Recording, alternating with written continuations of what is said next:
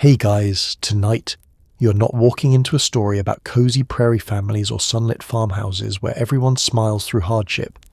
You're stepping into a kitchen in Mansfield, Missouri, on a February morning in 1926, where the silence between a mother and a daughter has grown so thick it could choke you. Where a single envelope from Paris sits on a worn wooden table like an accusation, and where the smell of poverty hangs in the air as surely as the wood smoke from a stove that barely keeps the room warm enough to stop your breath from fogging. Settle in. Get comfortable. Because you are about to witness the moment when Laura Ingalls Wilder realizes that her daughter has become someone she no longer recognizes, someone who earns more money in a single month than Laura has seen in her entire life, and someone who has somehow forgotten what it means to wake up hungry. You're standing at the kitchen window of Rocky Ridge Farm, and your name is Laura Ingalls Wilder. You're 59 years old. Your hands are cracked and bleeding from the morning's work, from hauling water up from the well in buckets that seem to grow heavier every year, from scrubbing clothes on a washboard until your knuckles are raw, from kneading bread dough when the flour is running low and you're not sure there will be enough to make it through the week. Your back aches from a lifetime of farm labour that never quite delivered on its promises. Your feet are cold because the only shoes you own have holes in the soles, and you have stuffed them with newspaper to keep the winter mud from seeping through. Outside the window, the farm stretches out in shades of grey and brown. The apple orchard stands bare, the branches skeletal against a sky that threatens snow. The chicken coop leans slightly to the left, held together with wire and prayers and the kind of desperate hope that comes from knowing you cannot afford to rebuild it. The barn needs repairs you cannot pay for. The fence posts are rotting. The garden plot lies frozen and empty, waiting for a spring that feels impossibly far away. Inside the kitchen, the silence is broken only by the ticking of the clock on the mantel and the occasional pop and hiss of the wood stove. Your husband, Almanzo, sits in his chair by the fire, his legs stretched out in front of him because they do not work the way they used to. Because the diphtheria that nearly killed him 38 years ago left him with a limp that has slowly turned into something worse, something that makes every step an act of will and pain. He does not speak. He has not spoken much in months, because what is there to say when you are 70 years old, and the farm you have spent your entire life building is failing, when your body is failing, when the only thing keeping you afloat is the small checks your daughter sends from whatever glamorous city she happens to be living in this year.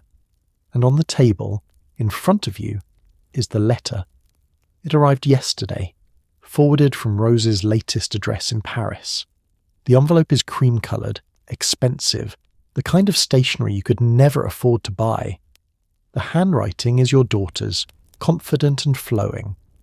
The script of someone who has signed contracts and cashed cheques and written her name on documents that matter.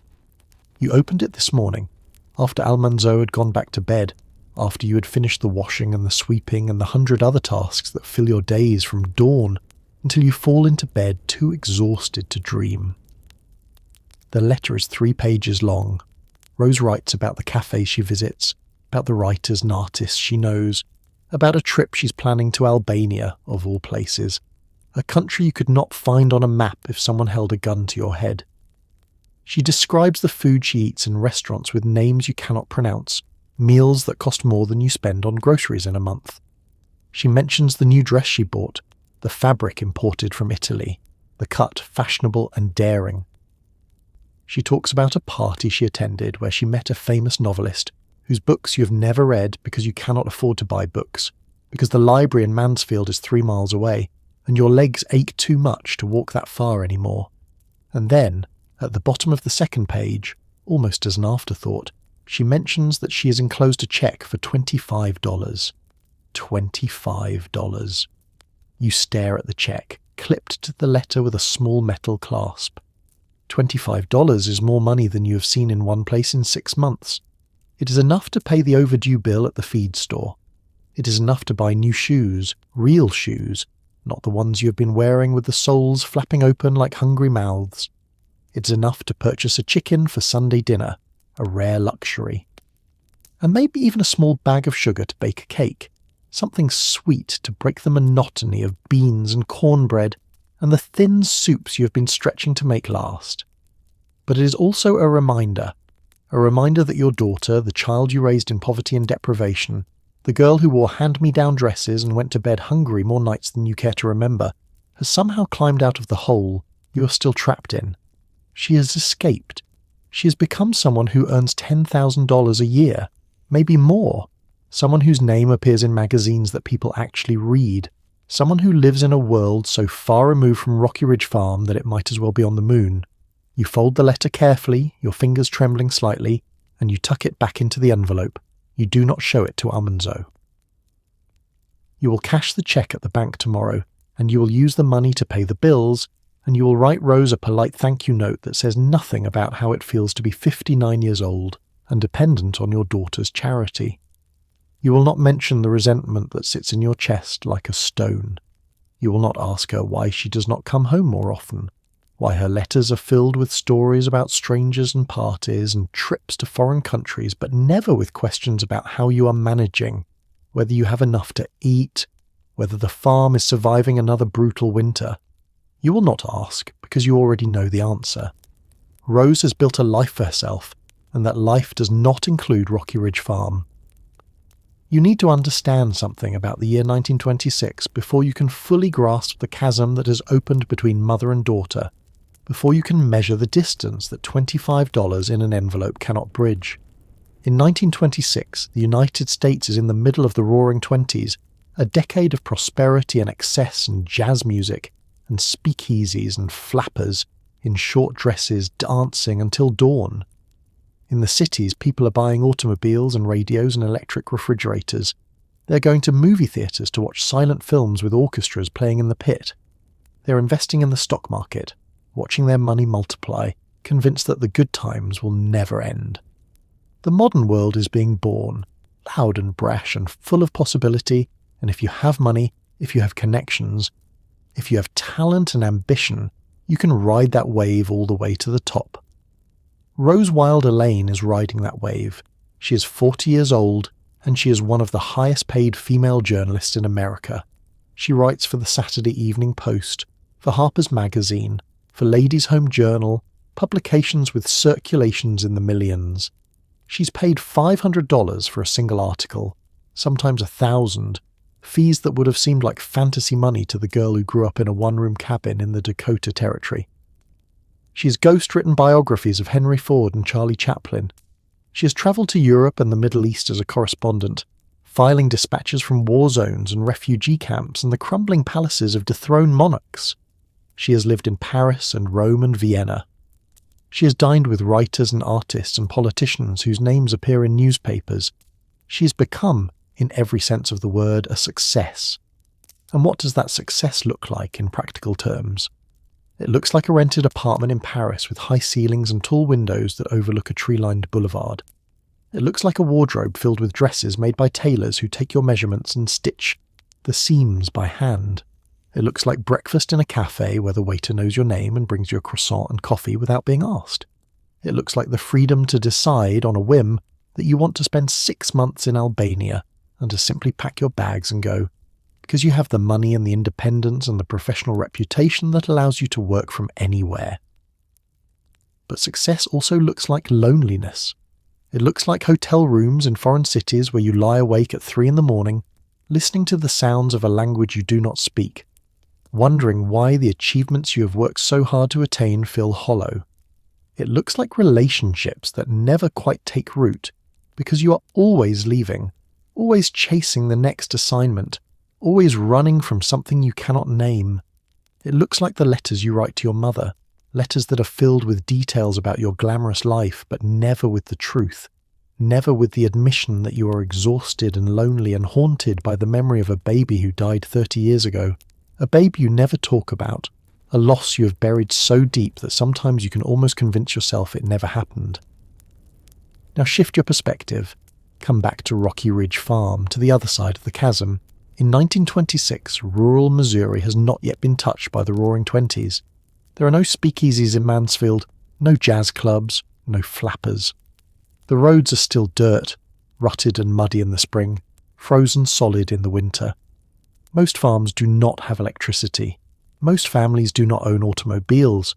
The work is the same as it has been for generations, ploughing and planting and harvesting, feeding livestock and mending fences and praying that the weather cooperates, that the crops do not fail, that the bank does not come calling for the mortgage payment you cannot afford to make. Laura and Almanzo Wilder are living on the edge of survival. They have been living on that edge for 32 years. Ever since they arrived in Missouri with $100 to their name and bought 40 acres of scrubland covered in timber and rocks.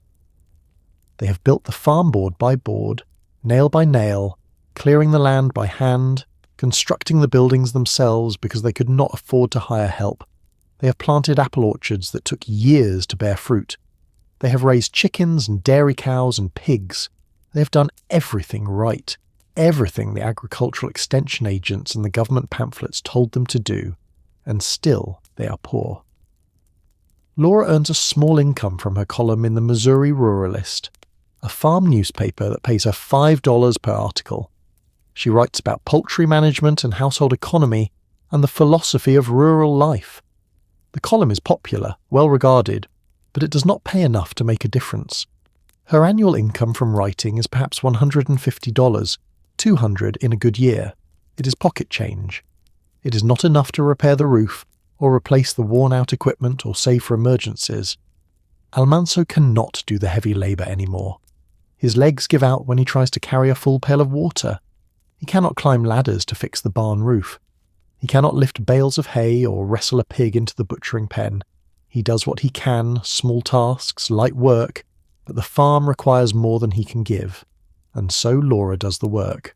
Laura hauls the water and chops the wood, and feeds the animals, and slaughters the chickens and plants the garden, and preserves the vegetables for winter. She is 59 years old, and her body is breaking down under the weight of labour that should be shared by a family, by children who would have stayed on the farm and helped. But there is only Rose, and Rose left at 18 and never came back to stay. The cheque for $25 that sits on the kitchen table is not a gift. It is a lifeline. It is the only thing standing between the Wilders and complete financial collapse. And Laura knows it, and the knowledge burns. Let us talk about money, because money is where the story truly lives, where the resentment festers, where the unspoken accusations pile up like unpaid bills on a kitchen table. In 1926, Rose Wilder Lane earns approximately $10,000 from her writing.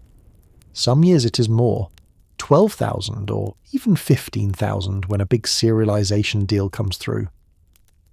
To put that in perspective, the average American family in 1926 earns about $2,000 per year. A schoolteacher earns $1,200. A factory worker earns $900. Rose is earning 5 times the national average, and she's earning it from work that she can do anywhere in the world. Work that requires nothing more than a typewriter and a deadline and the talent to string words together in ways that make editors write checks. $10,000 in 1926 is equivalent to roughly $170,000 in modern currency. It is enough to live comfortably, to travel extensively, to save for the future, to indulge in luxuries that most people only dream about. It is enough to buy a house outright, in cash, in most American cities. It is enough to support not just yourself but an entire extended family if you chose to do so. Rose sends her parents $500 per year. Sometimes it comes in monthly checks of $40. Sometimes it arrives in lump sums, $200 at Christmas, $100 in the summer when the farm expenses are highest. She pays for specific things: a new roof for the farmhouse, a Buick automobile that Almanzo can drive without having to walk, medical bills when Almanzo's health deteriorates. She also invests money on their behalf, purchasing stocks in oil companies and railroads, setting up what she calls a retirement fund that is supposed to provide her parents with security in their old age. $500 out of $10,000, 5%. Rose spends more than that on her wardrobe in a single year. She spends more than that on travel expenses for one extended trip to Europe. She spends more than that on the rent for her Paris apartment for 6 months. And yet, in the letters Rose writes to her mother, there is always an undertone of self-congratulation, a sense that she is being extraordinarily generous, that she is fulfilling her duty as a daughter in ways that go above and beyond what anyone could reasonably expect. She reminds Laura, subtly but repeatedly, that she has built her success from nothing, that she worked her way up from a telegrapher earning $15 a week to a journalist commanding top rates from the best magazines in the country. She implies, without ever quite saying it directly, that if she could escape poverty through hard work and talent, then perhaps her parents could have done the same if they had tried harder, been smarter, made better choices. This is what resentment looks like when it's dressed up in polite language and enclosed in an expensive envelope. Now look at it from Laura's perspective. You're sitting at the kitchen table and you are doing the arithmetic, because numbers do not lie even when words do. Rose earns $10,000 per year. You earn $150 per year from your writing, plus whatever the farm produces, which some years is enough to cover expenses and some years is not. The $25 check that arrived in the mail this morning represents 1/6 of your annual income from writing. It is more money than you will see in a single payment from any other source all year. It is desperately needed, and you are grateful for it, and you hate that you are grateful for it. You're grateful because without Rose's money you would lose the farm. The mortgage is not yet paid off. The property taxes are due. The bills from the feed store and the hardware store and the doctor are piling up. Amanso's medications cost money. The chickens need supplemental feed in the winter. The roof leaks, and you cannot fix it yourself, and hiring someone to fix it costs cash you do not have. Rose's checks are the only reason you're still here, still holding on, still pretending that Rocky Ridge Farm is a success instead of a slow-motion failure that has consumed 30 years of your life. But you also hate being dependent. You hate the feeling that you are a charity case, that your daughter is doing you a favour by sending money, that the relationship between mother and child has been reduced to a transaction where gratitude is expected and affection is optional. You hate that Rose's letters are full of stories about her adventures but empty of questions about your life, as if the only thing that matters is what she is doing, where she is going, whom she is meeting. You hate that she does not come home for more than a few days at a time, that she treats Rocky Ridge Farm like a place to visit briefly before escaping back to her real life in the cities and foreign countries where things actually happen. And underneath the hate is something deeper, something you would never admit out loud, not even to yourself in the darkest hours of the night. You are jealous. You're jealous of Rose's freedom, her independence, her ability to go anywhere and do anything and answer to no one. You're jealous of the fact that she has a career, a real career, not a hobby column in a farm newspaper that pays pennies. You are jealous that she has escaped the trap of rural poverty, the endless cycle of work and worry and never having enough, while you are still here, still trapped, still breaking your back on a farm that will never be anything more than a marginal operation that barely keeps you alive. You are jealous, and the jealousy sits in your chest alongside the resentment and the gratitude and the love you still feel for your daughter, and all of it together forms a knot so tangled that you do not know how to begin unravelling it. So you do not try. You fold the letter, you tuck the cheque into your apron pocket, and you go back to work. You need to go back to the beginning if you're going to understand why Rose ran, why she kept running, and why she could never quite bring herself to stay in one place long enough to call it home. You need to go back to December 5th, 1886, to a claim shanty in the Dakota Territory, where a baby girl is born into a family that is already collapsing under the weight of disasters they did not see coming and cannot control. Picture this moment, because this is where the pattern begins, where the blueprint for Rose's entire life is drawn in lines so faint that no one notices them until it is far too late. You are Laura Ingalls Wilder, and you are 20 years old. You've been married for 2 years, and both of those years have been a study in failure. The first year, the wheat crop failed because of drought. The second year, the wheat sprouted beautifully, grew tall and golden, and then was flattened by hail 3 days before harvest. Your husband, Almanzo, worked from dawn until dark, breaking his back to plough the hard prairie soil, planting every seed with care, doing everything the farming manuals said to do, and nature responded by destroying everything he built. You're giving birth in a one-room shanty that measures 12 feet by 16 feet, The walls are tar paper stretched over a wooden frame. The roof is sod, which means that when it rains, muddy water drips through the ceiling and you have to move the furniture to avoid the leaks. There is one window, one door, and a cast iron stove in the centre of the room that burns twisted hay, because you cannot afford coal and there are no trees on the prairie to cut for firewood.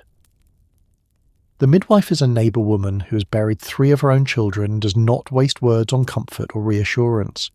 She knows, as you know, that childbirth on the frontier is dangerous, that women die in labour more often than anyone wants to admit, that babies die even more often, that the line between a successful delivery and a tragedy is thin and unpredictable. She tells you to push. You push. The pain is a white-hot blade that cuts through your abdomen and down your spine, and you bite down on a leather strap to keep from screaming because screaming takes energy you need to survive. The baby is born just after midnight. She is small, red-faced, angry at being expelled from the warm darkness into a cold room that smells of smoke and sweat and blood. The midwife cuts the cord, wipes the baby clean with a rag, and hands her to you wrapped in a flour sack because you do not own a proper baby blanket. You look down at your daughter, and you feel nothing. Not joy, not relief, not the overwhelming rush of maternal love that everyone told you would come the moment you held your child. You feel exhausted, you feel empty, you feel a distant, abstract awareness that you now have another mouth to feed, another responsibility to carry, another vulnerability that the world can use to hurt you. You name her Rose because it is a pretty name, because roses are delicate and beautiful, because you want your daughter to have something better than the harsh, practical life you have known. But even as you speak the name aloud, you know it is a lie. There will be nothing delicate or beautiful about Rose's childhood. There will only be work and deprivation, and the slow, grinding realization that no matter how hard you try, it will never be enough. Almanzo comes in from checking the livestock. He's 29 years old, and he already looks older, already carries the weight of disappointment in the set of his shoulders and the lines around his eyes. He looks at the baby. He nods. He does not smile. He does not pick her up or coo at her, or say anything about how perfect she is, how miraculous. He says, "Good, a girl. Girls are easier to feed than boys. This is not cruelty. This is prairie pragmatism, the cold arithmetic of survival that governs every decision on the frontier. Boys eat more. Boys need more clothing as they grow. Boys are expected to help with the heavy labour, but not for years, not until they are old enough to be useful. And in the meantime, they are an expense the family can barely afford. Girls can be put to work earlier, washing dishes and mending clothes and watching younger siblings, contributing to the household economy before they are tall enough to see over the edge of the table." Almanzo goes back outside. The door closes. The cold wind rushes in for a moment and then is shut out again. You lie in the narrow bed with the baby in your arms, and you understand with a clarity that feels like ice water in your veins that this child is not a blessing. She is a burden. She is one more thing that can go wrong, one more way for life to break your heart, one more hostage to fortune in a world that takes more than it gives. You do not say this out loud. You do not even allow yourself to think it in words. But your body knows. Your body, which has been trained by poverty and loss and disappointment to protect itself by shutting down, by refusing to feel too much or hope too hard, has already begun to distance itself from the baby in your arms. You feed her when she cries. You change her when she is wet. You keep her alive because that is your duty, because you are her mother, and you will not fail in that basic obligation. But you do not sing to her. You do not rock her to sleep while gazing into her face and marvelling at the tiny perfection of her fingers and toes. You do not allow yourself to fall in love with her, because love is dangerous, because love makes you vulnerable, because love is a luxury you cannot afford. Rose Wilder is 3 days old when she learns the first lesson of her life. She is not wanted. Not really. Not in the way that children are supposed to be wanted, with joy and celebration, and a sense of the future opening up like a flower. She is tolerated, she is cared for, but she is not cherished, and 3 days old is far too young to understand this in words, but the body understands. The nervous system understands. The brain, still forming, still wiring itself for the world it has been born into, understands that this place is not safe, that love is conditional, that survival requires shutting down the parts of yourself that need too much. This is called attachment trauma. This is what happens when a baby is fed and clothed and kept alive but not held enough, not gazed at enough, not responded to with the kind of emotional attunement that tells an infant that the world is a place where needs are met and feelings matter. The damage is invisible. There are no bruises, no broken bones, no scars that anyone can see. But the damage is real, and it is deep, and it will shape every relationship Rose has for the rest of her life. When Rose is 2 months old, disaster strikes again. Almanzo gets sick. It starts with a sore throat and a fever. Symptoms so common on the frontier that no one pays much attention at first. Everyone gets sick in the winter. Everyone suffers through colds and coughs and fevers and either recovers or dies, and there is not much the doctors can do either way. But this is not a common cold. This is diphtheria, a bacterial infection that kills 1 out of every 10 people it touches, that is especially deadly for children and young adults, that turns a healthy body into a battlefield where the immune system fights a war it often loses. Almanzo survives, but survival comes with a cost. The diphtheria damages his nervous system, leaving him with partial paralysis in his legs and hands. He can still walk, but his gait is unsteady, lurching, the muscles not quite responding the way they should. He can still work, but the heavy labour that farming requires, lifting bales of hay, wrestling ploughs through hard soil, carrying buckets of water from the well, becomes difficult, then agonising, then impossible. He's 29 years old and his body has betrayed him, and there is no surgery or medication or miracle cure that will bring back what he has lost. You are Laura, and you are 21, and you now have a disabled husband, an infant daughter, a failing farm, and no money to hire help. The wheat crop is gone, destroyed by the same hail that has been destroying your hopes for 3 years running. The chickens are producing eggs, but not enough to sell at market. The cow gives milk, but barely enough for the family to drink. The garden provides vegetables in the summer, but the growing season in the Dakota Territory is short, and the soil is thin, and the yields are never quite enough to get you through the winter. You make a decision. You will do the work yourself. You will take over the tasks that Almanzo can no longer perform. You will become both mother and father to Rose, both wife and farmhand, both the person who cooks the meals and the person who ploughs the fields. You will do this because there is no other choice, because hiring help costs money you do not have, because admitting defeat means losing the farm and crawling back to your parents in dismay, and acknowledging that your marriage was a mistake, that you should have stayed home and married someone more stable, someone who did not have dreams bigger than his abilities. You do not talk to Rose while you work. You do not explain what you're doing or why you are doing it. You simply put her in a wooden crate lined with blankets, place the crate in the shade near wherever you're working, and ignore her cries while you haul water or chop wood or feed the livestock. Rose learns to cry herself to sleep. She learns that crying does not bring comfort, that no one is coming to pick her up and soothe her, that the world is a place where you are alone even when people are nearby. When Rose is 2 years old, you give birth to a son. The baby is small, underweight, born too early or too weak, or to something that the midwife cannot quite name. He lives for 12 days. He does not thrive. He does not gain weight.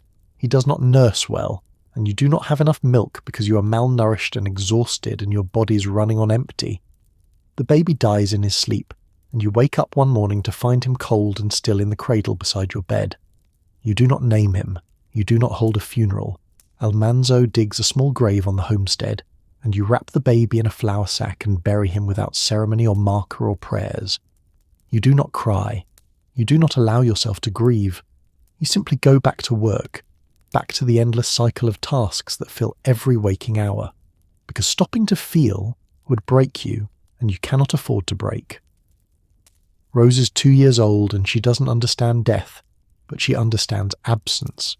She understands that the baby who was here is now gone, and no one is talking about it, and her mother's face has gone even colder and harder than it was before, she learns another lesson: that people disappear, that loss is not acknowledged, that the appropriate response to tragedy is silence and work. When Rose is 3 years old, the house burns down. It happens in the summer, in the dry heat of August, when everything on the prairie is tinder waiting for a spark. The fire starts in the kitchen, in the stove or the chimney, or some fault in the construction that no one noticed until it was too late. The flames spread fast, consuming the tar paper walls and the sod roof and everything inside. You and Almanzo grab Rose and run outside, and you stand in the dirt yard and watch everything you own turn to ash and smoke. The furniture, the dishes, the clothes, the few books you have managed to accumulate, the seeds you saved for next year's planting, the family Bible with the birth and death records written on the inside cover. Everything. You and Almanzo and Rose spend that night sleeping under the wagon, wrapped in the single quilt you managed to save, and in the morning you wake up and look at the smoking ruins of the house, and you make another decision. You are leaving. You are done with the Dakota Territory, done with the drought and the hail, and the crop failures and the diphtheria and the fires and all the other disasters that seem to follow your family like a curse. You're going to Missouri, to the Ozark Mountains, where Almanzo's parents have already relocated, where the land is cheaper and the climate is milder, and maybe, just maybe, you can start over and make something work. Rose is 3 years old, and she's about to be uprooted from the only home she's ever known and dragged across hundreds of miles to a new place where the work will be just as hard, and the poverty just as crushing, and the emotional coldness just as absolute. She does not know this yet. She only knows that everything familiar has disappeared, and no one has explained why, and her mother's face is a mask that shows nothing. This is how you learn not to trust the world. This is how you learn that everything can be taken from you in an instant. This is how you learn to run. In the late summer of 1894, you arrive in Mansfield, Missouri, with $100 in cash, a wagon full of household goods, and a 7-year-old daughter who has learned to be silent and obedient and invisible, because those are the qualities that make life easier for everyone.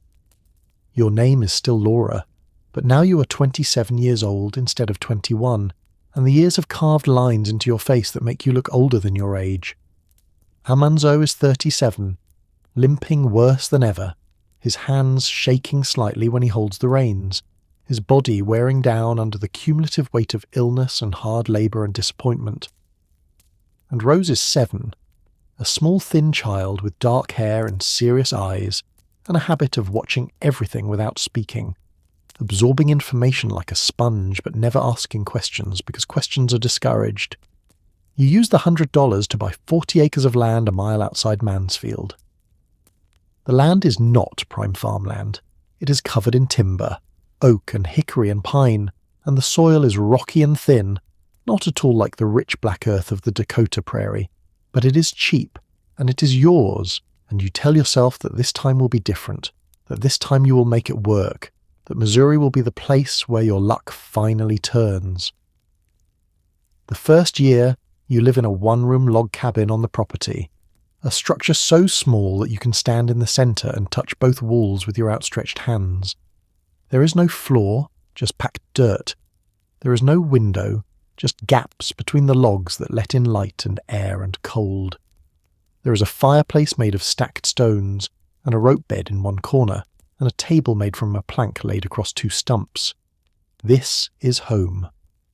You and Almanzo begin clearing the land, cutting down the trees one by one, dragging the logs to a sawmill in town where they are cut into boards that you will use to build a proper house. The work takes years. You clear an acre, then plant crops in the rocky soil. The crops struggle. The yields are poor. You plant an apple orchard, saplings that will not bear fruit for 5 or 6 years, an investment in a future that feels impossibly distant. You raise chickens and sell the eggs in town. You take in sewing and washing to earn extra cash. You write occasional articles for the local newspaper, $5 per piece, barely enough to buy flour and sugar. Almanzo does what he can, but his body limits him. He cannot swing an axe for hours the way he used to. He cannot lift the heavy logs. He cannot work in the heat without his legs giving out and forcing him to sit down and rest. And so you do the work. You become the one who chops the wood and hauls the water and ploughs the garden and slaughters the chickens. Your hands develop calluses on top of calluses. Your back aches constantly. You fall into bed every night so tired that you cannot think, and you wake every morning before dawn to start again.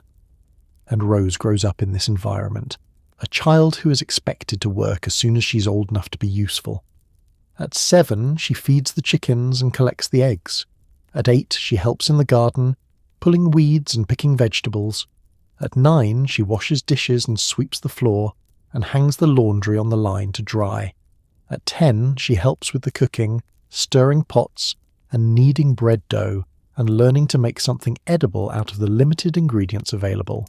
At 11, she is doing the work of an adult, a child labourer in her own family, and no one thinks this is unusual or wrong because this is what farm children do, this is what survival requires. But Rose is not just working, she's also watching.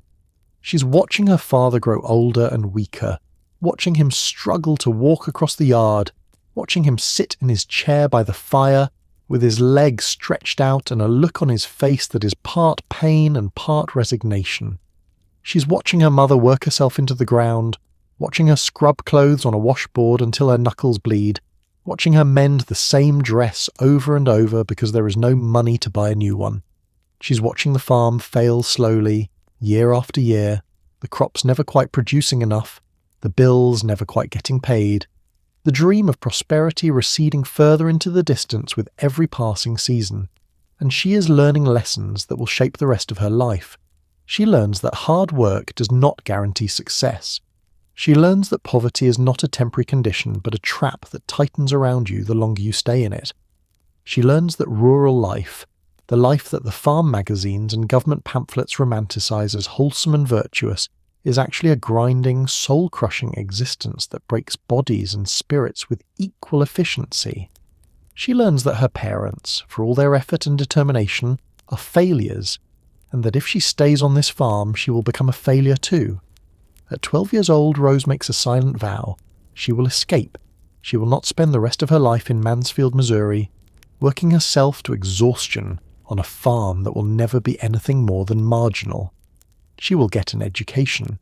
She will learn skills that will take her away from here, far away, to cities where things happen and opportunities exist and life is more than an endless cycle of planting and harvesting and watching everything you build fall apart.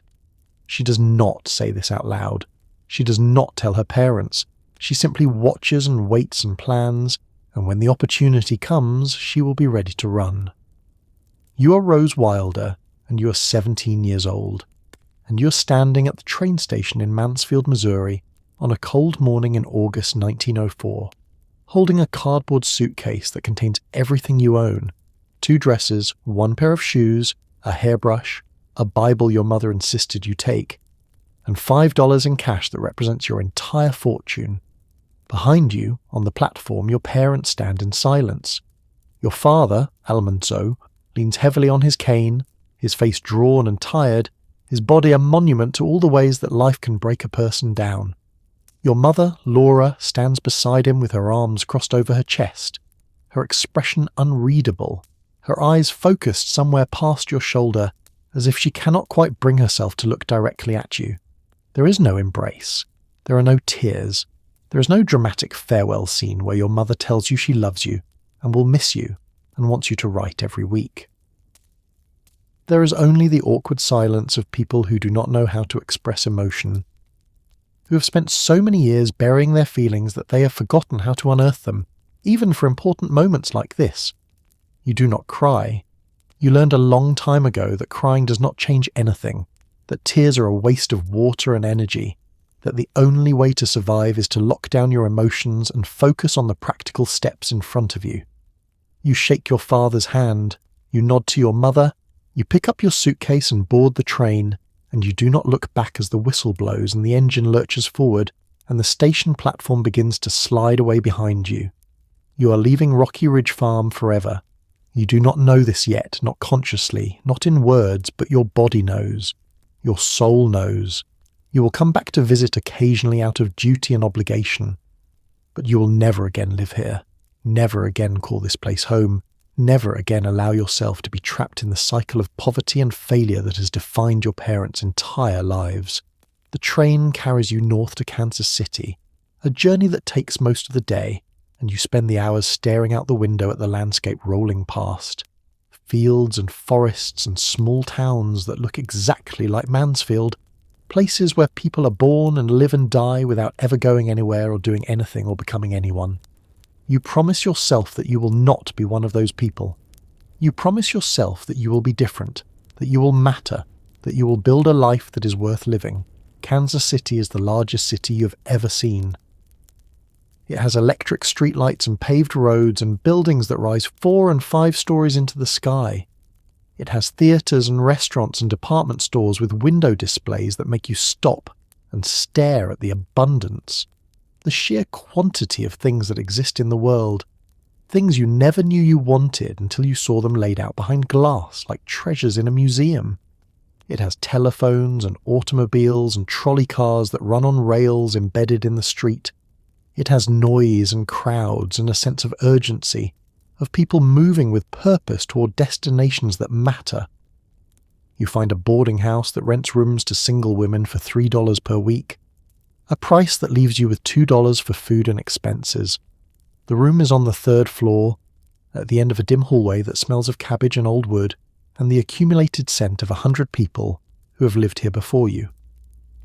The room itself is 8 feet by 10 feet, barely larger than the log cabin you grew up in, with a narrow bed, a dresser with a cracked mirror, a single chair, and a window that looks out onto a brick wall 3 feet away. It is ugly and cramped and depressing, and it is the most beautiful place you have ever lived because it is yours, because no one can tell you what to do here, because for the first time in your life you are free. You have come to Kansas City to learn telegraphy, a trade that will allow you to support yourself, to earn a real income, to never have to depend on anyone else for survival. You enrolled in a 6-week course at a business college before leaving Mansfield, scraping together the tuition from money you earned selling eggs and doing laundry for neighbours. The course is taught by a man who smells of tobacco and speaks in a monotone, drilling you and 20 other students, mostly young women like yourself, all desperate for a way out of poverty, on the Morse code alphabet and the proper technique for operating a telegraph key. Dis-de, dit-dit-dit, de-de-de. The sounds become a language, a rhythm, a skill that your fingers learn even when your brain is too exhausted to think. You practice for hours every day, sending messages back and forth with the other students, your hand cramping around the key, your ears ringing with the constant clicking and tapping that fills the practice room. You fall into bed every night with your fingers still twitching, still tapping out imaginary messages on the thin mattress, and you wake every morning and go back to the college and do it again. At the end of 6 weeks, you take the examination. You pass. You're now a certified telegrapher, qualified to work for Western Union, or any of the other telegraph companies that operate offices in cities and towns across the country. You're 17 years old, and you have a marketable skill, and the world has just opened up in ways you never imagined possible. You find your first job at a Western Union office in Kansas City, working the night shift because that is the only position available, because you are young and female and inexperienced, and you have to take what you can get. The pay is $15 per week, a sum that seems enormous after a childhood where $5 was considered a significant amount of money. You can afford the boarding house rent. You can afford to eat 3 meals a day. You can afford to buy a second dress so you do not have to wear the same one every single day. You can afford, for the first time in your life, to imagine a future that is not defined by scarcity and deprivation. But more importantly, you can afford to never go back to Rocky Ridge Farm. Working as a telegrapher teaches you lessons that have nothing to do with Morse code and everything to do with survival in a world that does not want women to succeed. You're 18 years old, working the night shift at a Western Union office in Kansas City, and you're one of the only women in the building. The other telegraphers are men, mostly middle-aged, who resent your presence because they believe that women are taking jobs away from men who need them, men who have families to support, men who deserve the work more than some girl who should be at home, learning to cook and sew and make herself useful to a future husband. They do not say this to your face. They say it in the break room when they think you cannot hear. They say it in the jokes they tell while you are sitting at your desk. Jokes about women being too emotional to handle the pressure, too weak to work long hours, too stupid to understand the technical aspects of the job. They say it in the way they ignore you when you ask questions, in the way they exclude you from the informal training sessions, where the experienced telegraphers teach the newer ones the tricks of the trade, in the way they forget to pass along important information that you need to do your job properly. You learn to be invisible. You learn to sit at your desk and do your work and never complain, never draw attention to yourself, never give them any excuse to claim that you're not good enough. You learn to arrive early and stay late, to take the shifts no one else wants, to work through holidays and weekends, to make yourself indispensable through sheer competence and reliability. You learn that being twice as good as the men means you might be considered almost their equal, and that any mistake you make will be held against every woman who comes after you, proof that women do not belong in the workplace. You learn to eat your lunch alone because the men do not invite you to join them. You learn to keep your personal life private because any mention of fatigue or illness or personal problems will be used as evidence that women are too fragile for this work. You learn to smile and nod when they make comments about your appearance, about how pretty you look today, about how you would be even prettier if you smiled more.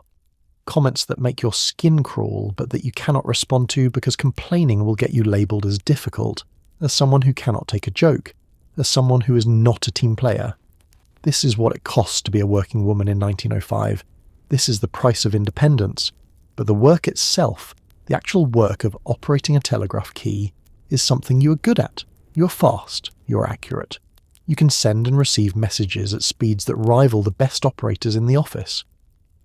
You develop a reputation for reliability, for being the person who can handle the difficult transmissions, the long messages, the urgent communications that cannot afford mistakes. Managers notice. Other officers notice. And when a position opens at a Western Union office in Kansas City at a better location with better hours, you apply and you get the job, and your pay increases to $18 per week. You move to a better boarding house. You buy new clothes, not fancy dresses, but practical skirts and shirtwaists that look professional, that help you fit in with the other working women you see on the streets. You allow yourself small luxuries, a book from the bookstore, a meal at a restaurant instead of eating bread and cheese in your room, a ticket to a motion picture show where you sit in the dark theatre and watch images flicker across the screen and feel, for 2 hours, like you are part of the modern world, the world of cities and technology and progress. You also start sending money home to your parents. Not much, $5 here, $10 there, small amounts that you can barely afford, but that you know they need even more desperately. You do this out of obligation, out of duty, out of the knowledge that they sacrificed to raise you, and that you owe them something. But you also resent it. You resent that even now, even after you have escaped, they are still pulling you back, still taking from you, still making demands on the money you earn through your own hard work. Your mother's letters are brief and practical, filled with updates about the farm and the weather and Almanzo's health, which continues to deteriorate. She never asks how you're doing. She never expresses pride in what you have accomplished. She simply acknowledges the money you send with a terse thank you, as if it is expected, as if you are fulfilling a contract rather than making a gift. You tell yourself it does not matter. You tell yourself you do not need her approval or her affection. You tell yourself that you have built a life of your own, a life that belongs to you, and that is enough. But late at night, lying in your boarding house room, listening to the sounds of the city through the window, the distant clatter of a streetcar, the voices of people passing on the sidewalk below, the hiss of gas lamps being lit, you wonder what it would feel like if your mother, just once, said she was proud of you. The wondering gets you nowhere. So you stop wondering. You go to work. You send the telegraph messages. You cash your paycheck. You send money home. You save a little for yourself. And you keep moving forward, because moving forward is the only direction that makes sense, because looking back will only show you everything you have lost and nothing you want to return to. In 1909, when you're 22 years old, You make the mistake of believing that love might be the answer to the loneliness that has been eating at you since you left home. You're working as a telegrapher in San Francisco now, having transferred there 2 years earlier when a position opened, and you decided that Kansas City was too close to Missouri, too much a reminder of the place you were trying to escape. San Francisco is a real city, a place that matters, a place that was rebuilt after the great earthquake and fire of 1906, with a kind of manic energy that makes everything feel possible. The streets are steep and crowded. The harbour is full of ships from China and Japan and countries whose names you cannot pronounce. The air smells of salt water and fish markets, and the particular perfume of eucalyptus trees that grow on the hills overlooking the bay. You meet a man named Gillette Lane at a social gathering organised by the Telegraph Company, one of those awkward events where single employees are encouraged to mingle in the hope that friendships or romances will form and make everyone more invested in staying with the company. Gillette is a travelling salesman, tall and handsome in a conventional way, with dark hair slicked back with pomade and a smile that seems genuine until you get to know him well enough to realise it is a mask he puts on for customers and women, and anyone else he wants to charm. He courts you. He brings you flowers. He takes you to restaurants and the theatre, and on long walks along the waterfront where he talks about his dreams of making it big in real estate, of buying land in the Central Valley and selling it to developers for 10 times what he paid. He tells you that you are beautiful, that you are smart, that you are different from other women who only care about marriage and babies and settling down. He makes you feel special. He makes you feel seen. And after a childhood where you were ignored and a young adulthood where you have been invisible, being seen feels like oxygen after drowning. You marry him in the spring of 1909, a small ceremony at City Hall with 2 witnesses pulled in from the street. There is no white dress, no church wedding, no celebration with family and friends. Your parents do not attend. Gillette's family does not attend. It is just the 2 of you and a justice of the peace who reads the vows in a monotone and declares you husband and wife, and you sign the marriage certificate with a hand that does not shake even though something inside you is screaming that this is a mistake, that you're making the same error your mother made, that you're trading your hard-won independence for the comfort of having someone beside you in the dark. The marriage is fine at first, or at least tolerable. You continue working as a telegrapher because Gillette's income is irregular and you need the money. He is gone for days at a time, travelling to Sacramento and Fresno and Bakersfield to meet with potential land buyers, and when he comes home he is either triumphant and generous, buying dinner at expensive restaurants and talking about the fortune you will make together, or defeated and sullen, drinking too much whiskey and blaming the economy, or the competition, or bad luck for his failures. And then you get pregnant. You do not want to be pregnant. You have never wanted children, have never felt the supposed biological urge that everyone insists all women feel, have never looked at babies and felt anything except mild discomfort at their neediness and fragility. But this is 1909, and birth control is illegal and unreliable, and pregnancy is simply what happens to married women, wanted or not. You give birth in the winter of 1909, in a hospital in San Francisco because you refuse to have the baby at home with only a midwife in attendance the way your mother did. The labour is long and painful and terrifying, and when it is finally over, when the baby is placed in your arms, you look down at the tiny red-faced creature and you feel the same hollow emptiness that your mother must have felt when you were born. The baby is a boy.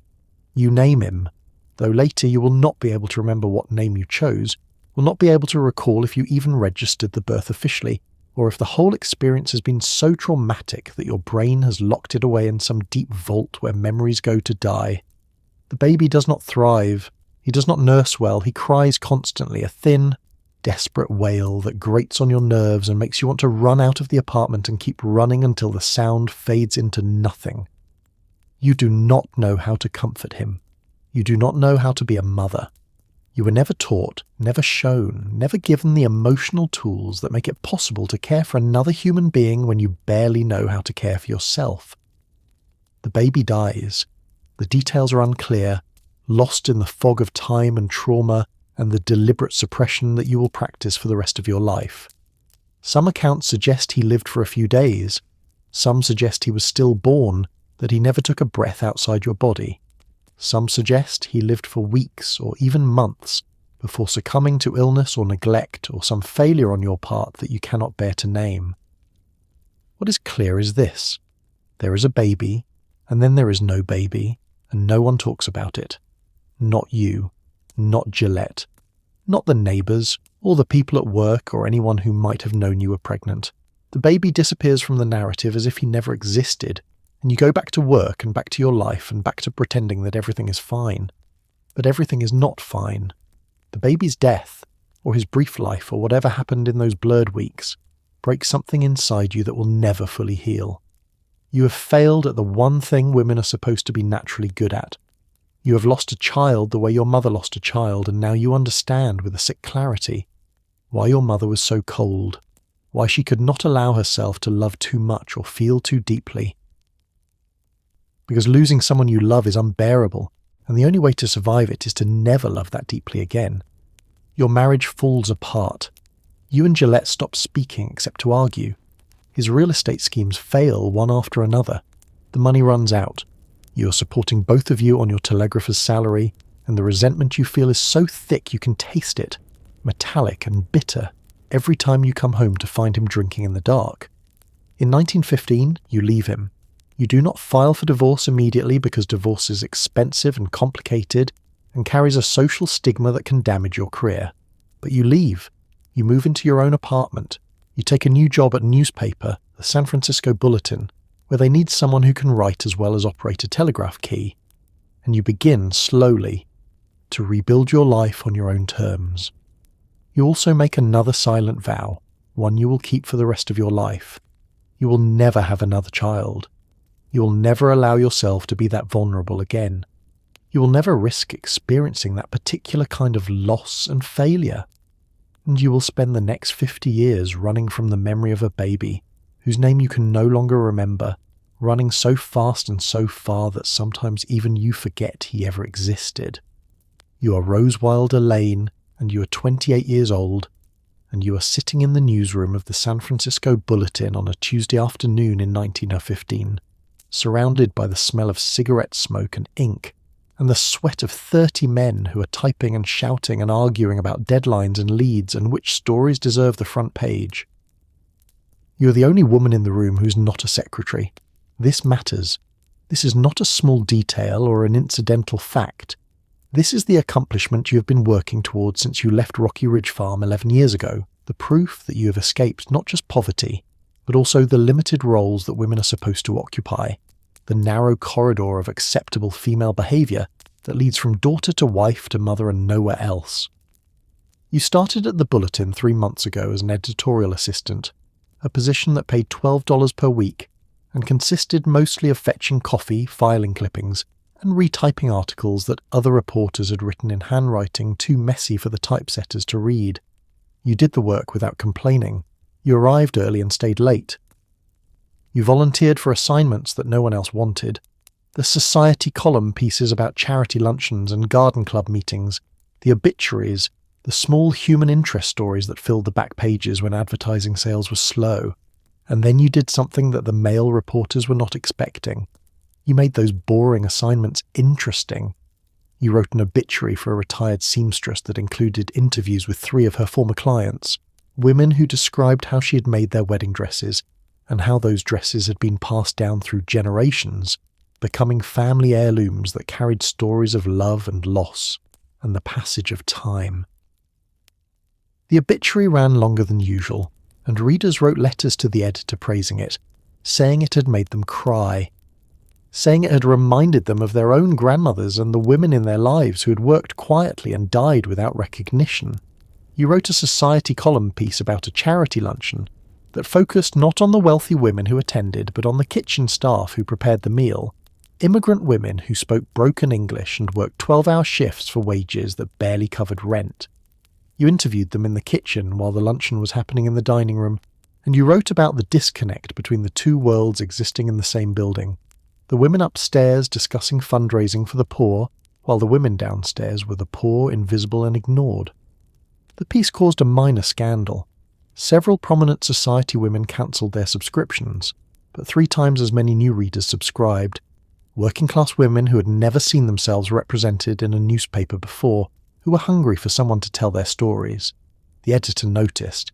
His name is Fremont Older, and he is a man who cares more about good writing and important stories than about following social conventions. He calls you into his office one morning and offers you a promotion. Staff writer, $20 per week, your own byline, your own assignments. You accept before he finishes the sentence. Now you are a real reporter. Now you have a desk in the newsroom, right in the middle of all the noise and chaos and masculine energy that fills the space. The male reporters resent you. They make jokes about women reporters being too emotional to cover hard news, too delicate to handle the violence and corruption that real journalism requires. They exclude you from the informal networks where sources are shared and tips are traded. They take credit for your ideas when you mention them in passing, and then act surprised when you confront them about it. You learn to protect your work. You learn to keep your story ideas secret until they are published. You learn to cultivate your own sources, people who will talk to you, but not to the male reporters, women and immigrants and workers who trust you because you treat them like human beings instead of quotations to fill column inches. You learn to write fast, to turn in clean copy that requires minimal editing, to make yourself valuable enough that Older will defend you when the other reporters complain about having to work alongside a woman. And you discover something unexpected. You are good at this, not just competent, not just adequate, but genuinely talented. You have a gift for finding the emotional center of a story, for identifying the specific detail that makes a general situation feel personal and immediate. You have an ear for dialogue, for capturing the way people actually talk instead of the formal, stilted language that most newspaper quotes sound like. You have a knack for structure, for knowing when to withhold information to create suspense and when to deliver a revelation that changes the reader's understanding of everything that came before. Your articles start appearing on the front page. Your byline becomes recognizable. Readers write letters asking for more stories about the subjects you cover: working women, immigrant communities, the hidden corners of San Francisco that tourists never see. Other newspapers start paying attention. You receive offers from competing publications, offers that you use as leverage to negotiate a raise at the Bulletin. $25 per week, then $30, then $35. You move out of the boarding house and into a small apartment of your own, a place with a real kitchen and a bathroom you do not have to share with strangers. You buy new clothes, good clothes, dresses and skirts and shirtwaists made from quality fabric that does not wear out after 6 months. You eat in restaurants several times a week, not fancy establishments, but decent places where the food is hot and someone else does the cooking and washing up.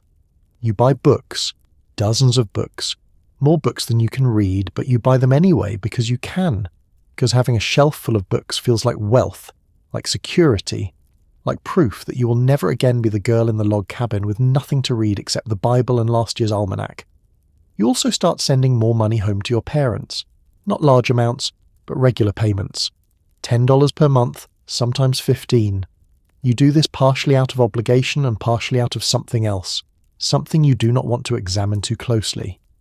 You do this to prove that you have succeeded where they failed, that you were right to leave, that the choice you made at 17 to get on that train and never look back was the correct choice. Every check you send is a small victory, evidence that you are not like them, that you will not end up trapped on a failing farm with a broken body and nothing to show for a lifetime of work. Your mother's letters in response are brief and factual.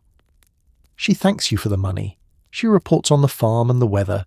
She never asks about your work.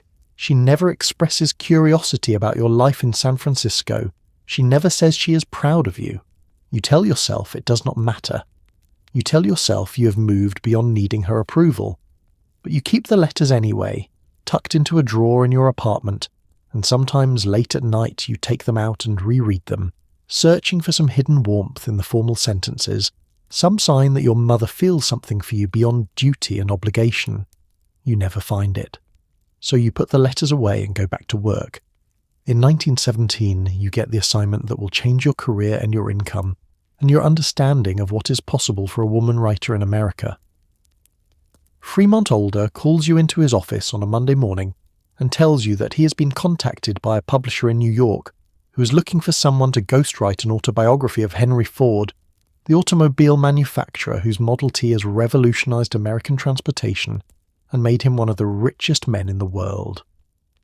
The publisher wants someone who can interview Ford, extract his life story, and turn it into a book that will sell to the masses. People who are fascinated by Ford's success and want to understand how a farm boy from Michigan became an industrial titan. The publisher wants a professional writer who can work quickly and deliver clean copy. The publisher wants someone who will not demand credit or royalties, someone who will do the work and step aside and let Ford's name be the only name on the cover. The publisher wants, in other words, a ghost, someone skilled but invisible. Older recommends you. You're 30 years old, and you have never written a book, but you have written hundreds of articles, and you know how to interview people, how to make them comfortable enough to tell you things they would not tell other reporters, how to take their words and shape them into narratives that read smoothly and hold the reader's attention. You take the train to Detroit.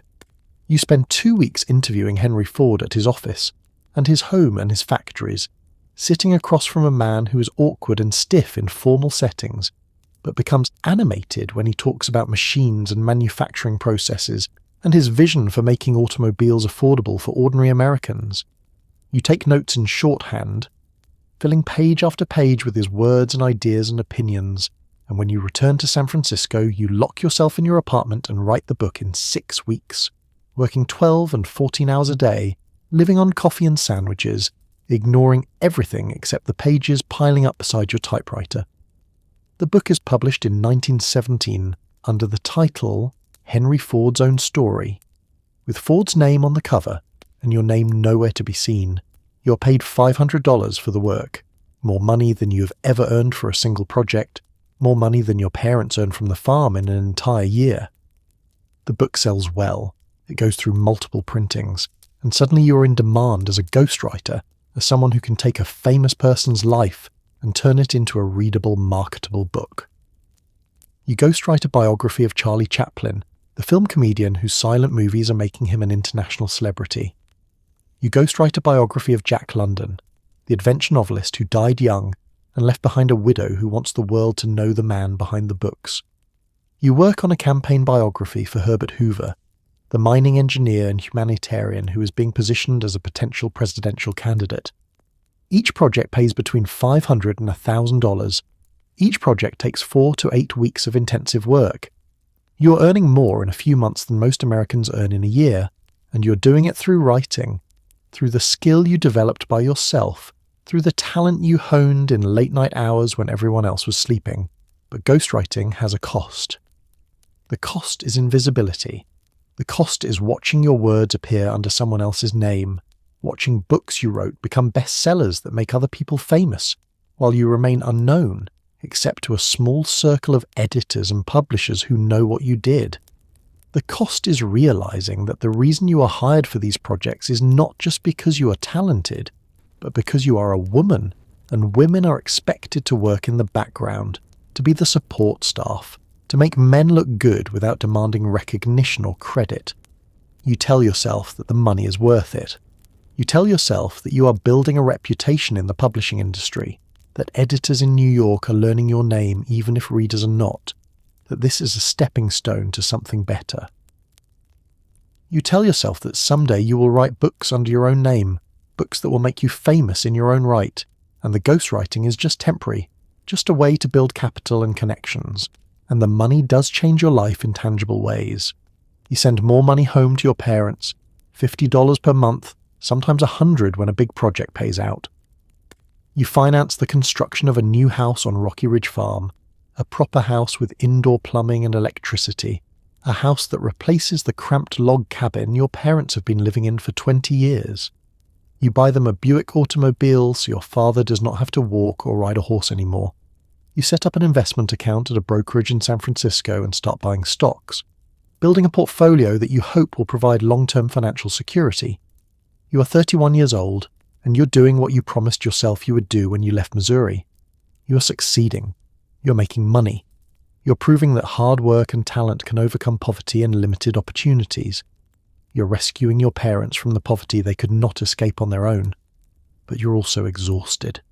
You're working constantly, taking every assignment, never turning down a project because you are afraid that if you say no, the offers will stop coming and you will slide back down into the poverty you came from. You're living in hotel rooms and borrowed apartments, moving from city to city as the assignments require, never staying anywhere long enough to make friends or build a community or feel like you belong. You're successful and lonely and increasingly resentful of the fact that the work you're proudest of, the work that pays the best, is work that no one will ever know you did. This is what it means to be a woman writer in 1917. This is the bargain you have made, money and freedom in exchange for invisibility and anonymity. And you're not sure, late at night when the doubts creep in, whether it was worth it. In 1920, when you are 33 years old, you make the decision that will define the rest of your life. You leave America. You leave Gillette Lane permanently, finalizing the divorce that has been pending for years, signing papers that dissolve a marriage that was dead long before the legal documents acknowledged it. You leave San Francisco and the newspaper work that has defined your career for 5 years. You leave the ghostwriting projects and the magazine assignments and the steady income and the predictable routine. You board a ship bound for Europe with 2 suitcases, a portable typewriter, and enough money in your bank account to live for 6 months without working, longer if you are careful. You have no plan beyond go to Europe and write. You have no assignments lined up, no guaranteed income, no safety net beyond your own skills, and the belief that you can make this work because you have made everything else work. The ship crosses the Atlantic in 12 days, and you spend most of that time on the deck watching the ocean stretch out in every direction. Grey-green water meeting grey-blue sky at a horizon line that seems impossibly distant. You are leaving behind everything familiar. The language, the culture, the social networks, the professional reputation you have spent years building. You're starting over at 33, an age when most women have settled into stable lives with husbands and children and predictable futures. But you're not most women. You've never been most women. And the idea of a predictable future, of staying in one place and doing the same work year after year until you're old and tired and used up, fills you with a panic so intense it feels like drowning. Europe in 1920 is a continent still recovering from the Great War, still processing the trauma of 4 years of slaughter that killed 10 million soldiers and 7 million civilians and destroyed entire cities and economies. But Europe is also rebuilding, reinventing itself, full of artists and writers and intellectuals who are trying to make sense of what happened and what comes next. Paris is the centre of this renaissance, a city that has become a magnet for Americans who want to escape the provincialism and prohibition and moral rigidity of the United States. You settle in Paris, renting a small apartment in Montparnasse, a neighbourhood full of cafes and art studios and cheap restaurants where expatriate Americans gather to drink wine and argue about literature and politics. You write travel articles for American magazines, pieces about what Europe looks like after the war, about the refugees and the destroyed villages and the slow, painful process of reconstruction. You write profiles of American Red Cross workers and relief organizations. You write human interest stories about ordinary Europeans trying to rebuild their lives from rubble. The magazines pay well. Saturday Evening Post pays $500 for a single article. Harper's Magazine pays $300. Ladies' Home Journal pays $400.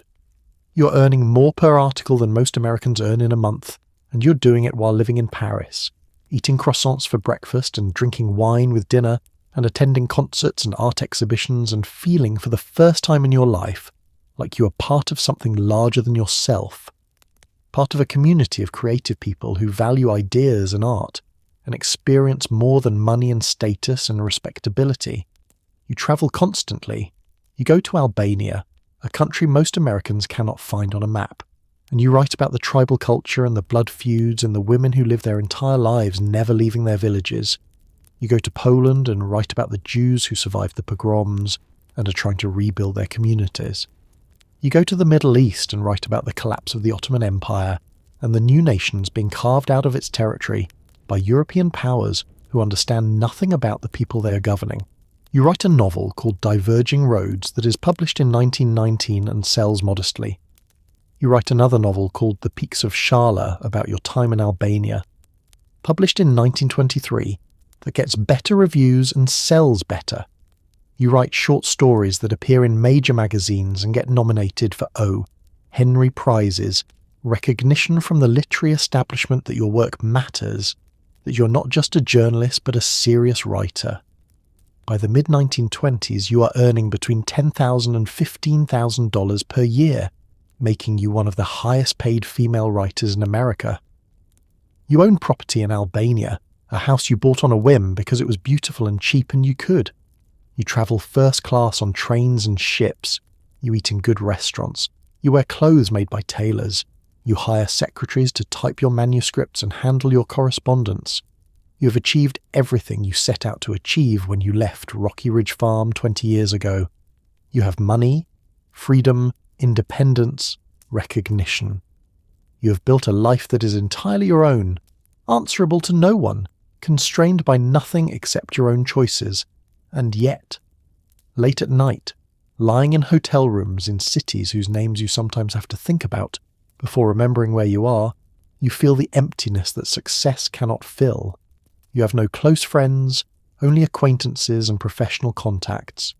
You have no romantic relationships, only brief affairs that never develop into anything deeper because you are always leaving, always moving, always running. You have no children, no family beyond the parents you send money to but rarely visit. The parents who feel like strangers now, people you are connected to by obligation and guilt, but not by any genuine emotional bond. You have escaped the trap of poverty and domesticity. But you have also escaped connection, intimacy, belonging. You are free, but freedom turns out to be another word for alone. And you are starting to wonder, though you would never admit it out loud, whether you have made the right choices after all. You are Rose Wilder Lane, and you are 42 years old, and you are standing in a telegraph office in Paris on the morning of October 29th, 1929, reading a cablegram that has just arrived from your broker in New York, and the words on the paper are so impossible, so completely disconnected from reality, that you have to read them 3 times before your brain accepts what they are telling you. The stock market has crashed. Not a correction, not a temporary dip, but a complete collapse. The Dow Jones Industrial Average has fallen 23% in 2 days. Companies that were worth millions of dollars last week are worthless today. Banks are failing. Brokerage firms are going bankrupt.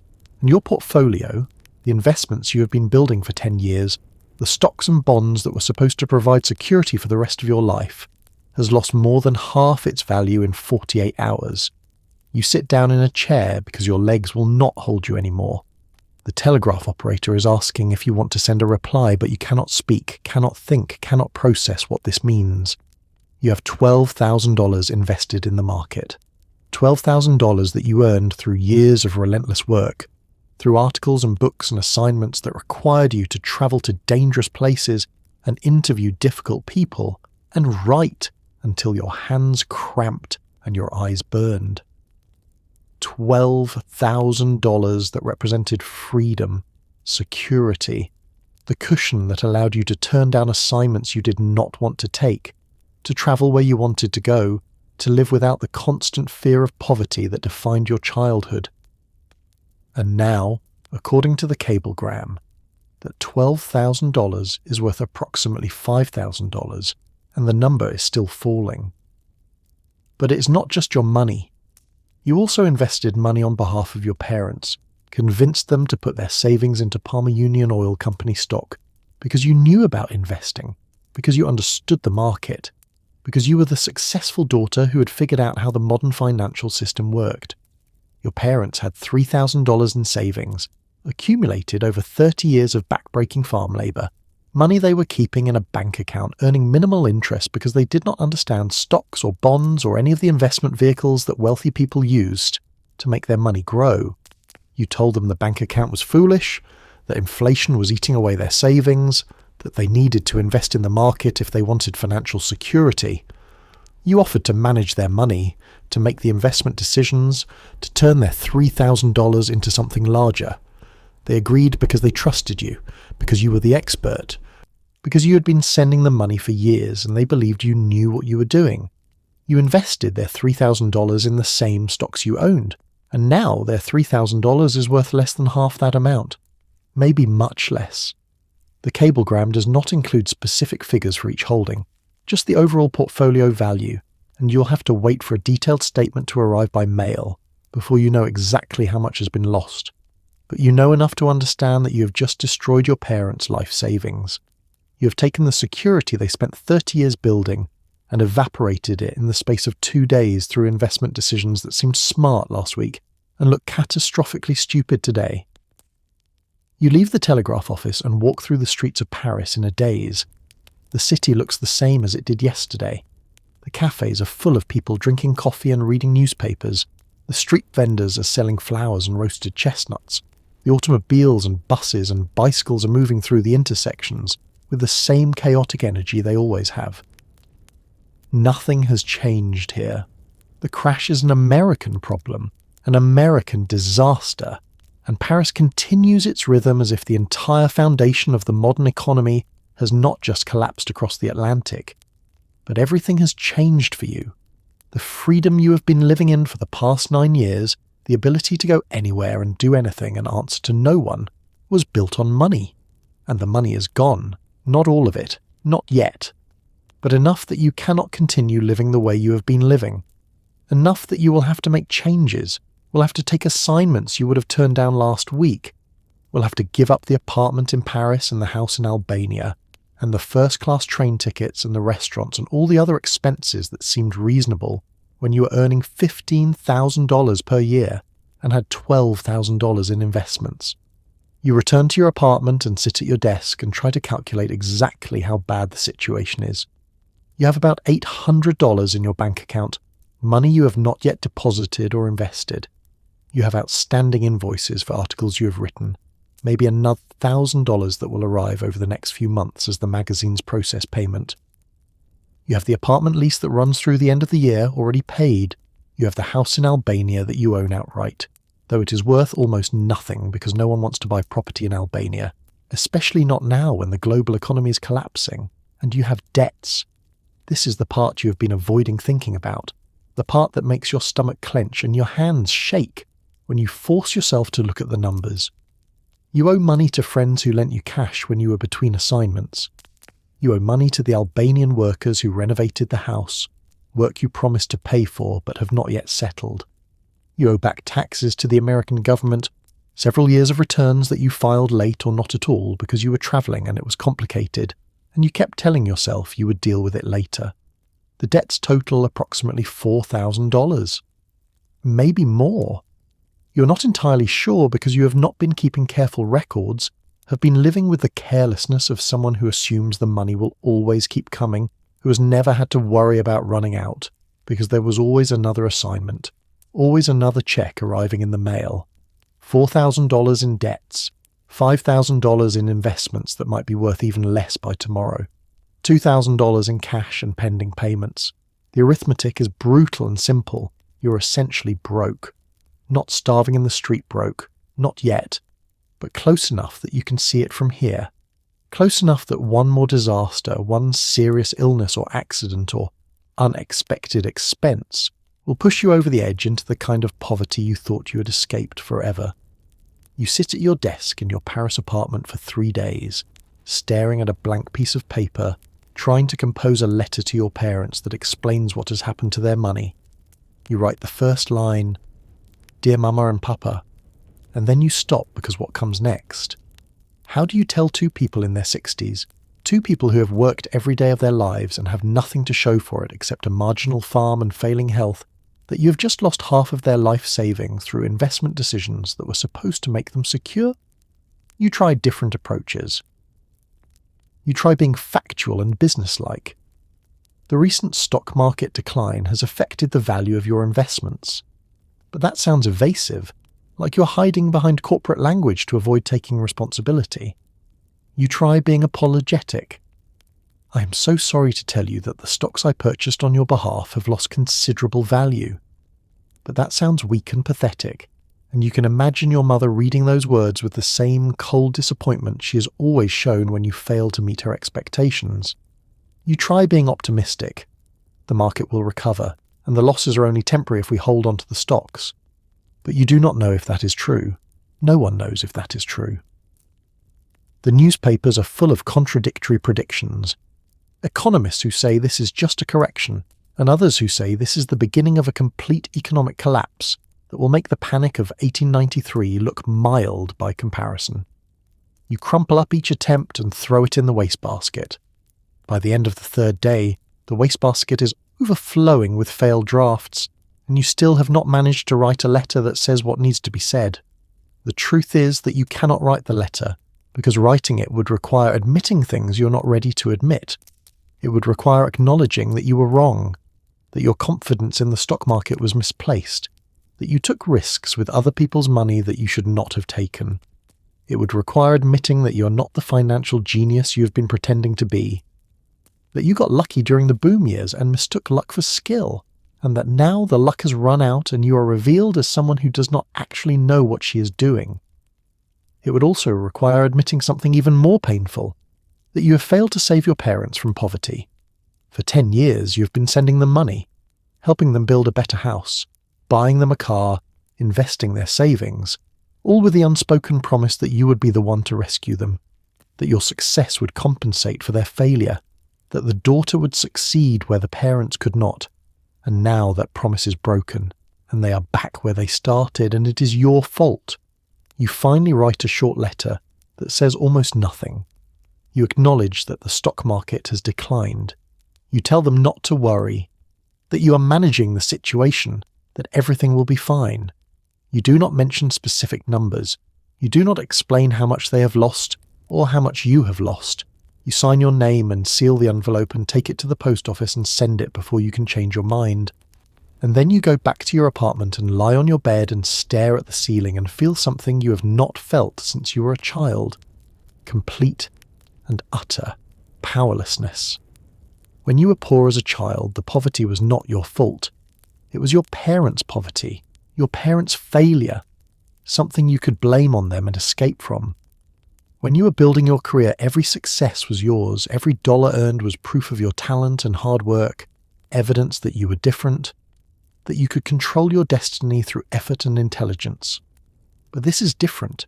This is failure on a scale you have never experienced before, failure that is entirely your fault, and there is no one to blame except yourself. You made the investment decisions. You convinced your parents to trust you. You spent money you should have saved, assuming the market would keep rising forever, assuming you would always be able to earn more. The depression that has been lurking at the edges of your consciousness for years, the darkness that you have kept at bay through constant work and constant movement and constant distraction, begins to creep in. You lie in bed for hours, sometimes entire days, unable to summon the energy to get up, to work, to do anything except stare at the ceiling and catalogue all the ways you have failed. You think about the baby who died 20 years ago, the baby whose name you can no longer remember, the baby whose death proved that you were not capable of being a mother, not capable of keeping another human being alive. You think about your marriage to Gillette, a relationship you entered with hope and left with nothing but bitterness and the knowledge that you're not capable of sustained intimacy. You think about the rootlessness of your life, the hotel rooms and rented apartments and temporary addresses, the lack of any place you can call home, any person you can call family in a meaningful sense. You think about your mother, thousands of miles away in Missouri, reading your inadequate letter and knowing with the cold clarity that Laura Ingalls Wilder has always possessed that her daughter has failed. That Rose, for all her success and money and sophisticated lifestyle, is just as much a failure as her parents, just hiding it better and from a greater height. You think about ending it. Not in detail, not with a specific plan, but the thought is there, floating in the darkness. What if you just stopped? What if you took all the sleeping pills in the bottle in your bathroom cabinet and went to sleep and never woke up? Would anyone even notice? Would anyone care? You do not do it. You lie in bed and think about it and then eventually get up and go back to work because work is what you do, because work is the only thing you know how to do, because stopping would mean admitting defeat, and you're not ready to do that yet. But the thought stays with you, a dark passenger in the back of your mind waiting for the next crisis, the next failure, the next moment when the depression gets bad enough that ending it seems like the only reasonable option. In the spring of 1930, you do something you swore you would never do. You go home. Not for a visit, not for a few days or a week before escaping back to your real life in the cities and foreign countries where things happen. You go home to stay, returning to Rocky Ridge Farm with your 2 suitcases and your typewriter and the wreckage of your life packed into the trunk of the Buick you bought for your parents 3 years ago, when you still had money, when you still believed that success was permanent. You are 43 years old, and you're moving back in with your parents, and the humiliation of it sits in your chest like a physical weight, making it hard to breathe. The farm looks smaller than you remember, shabbier, more run down. The apple orchard is overgrown with weeds. The chicken coop leans at a dangerous angle. The barn needs repairs that no one can afford to make. The rock house, the modern stone house you paid to have built for your parents, stands solid and well maintained, but it is surrounded by evidence of decline. Broken fences, rusted equipment, fields that have not been planted because there is no money for seed and no energy left in the 2 aging people who live here. Your father, Almanzo, is 73 years old now. He can barely walk, his legs so weak that he uses a cane for every step, and even with the cane he moves slowly, painfully, like each movement costs him more than he can afford to pay. He does not say much when you arrive. He nods, acknowledges your presence, helps you carry your suitcases into the old farmhouse, not the rock house, because your parents are living in the rock house, and you're not going to displace them from the house you built for them.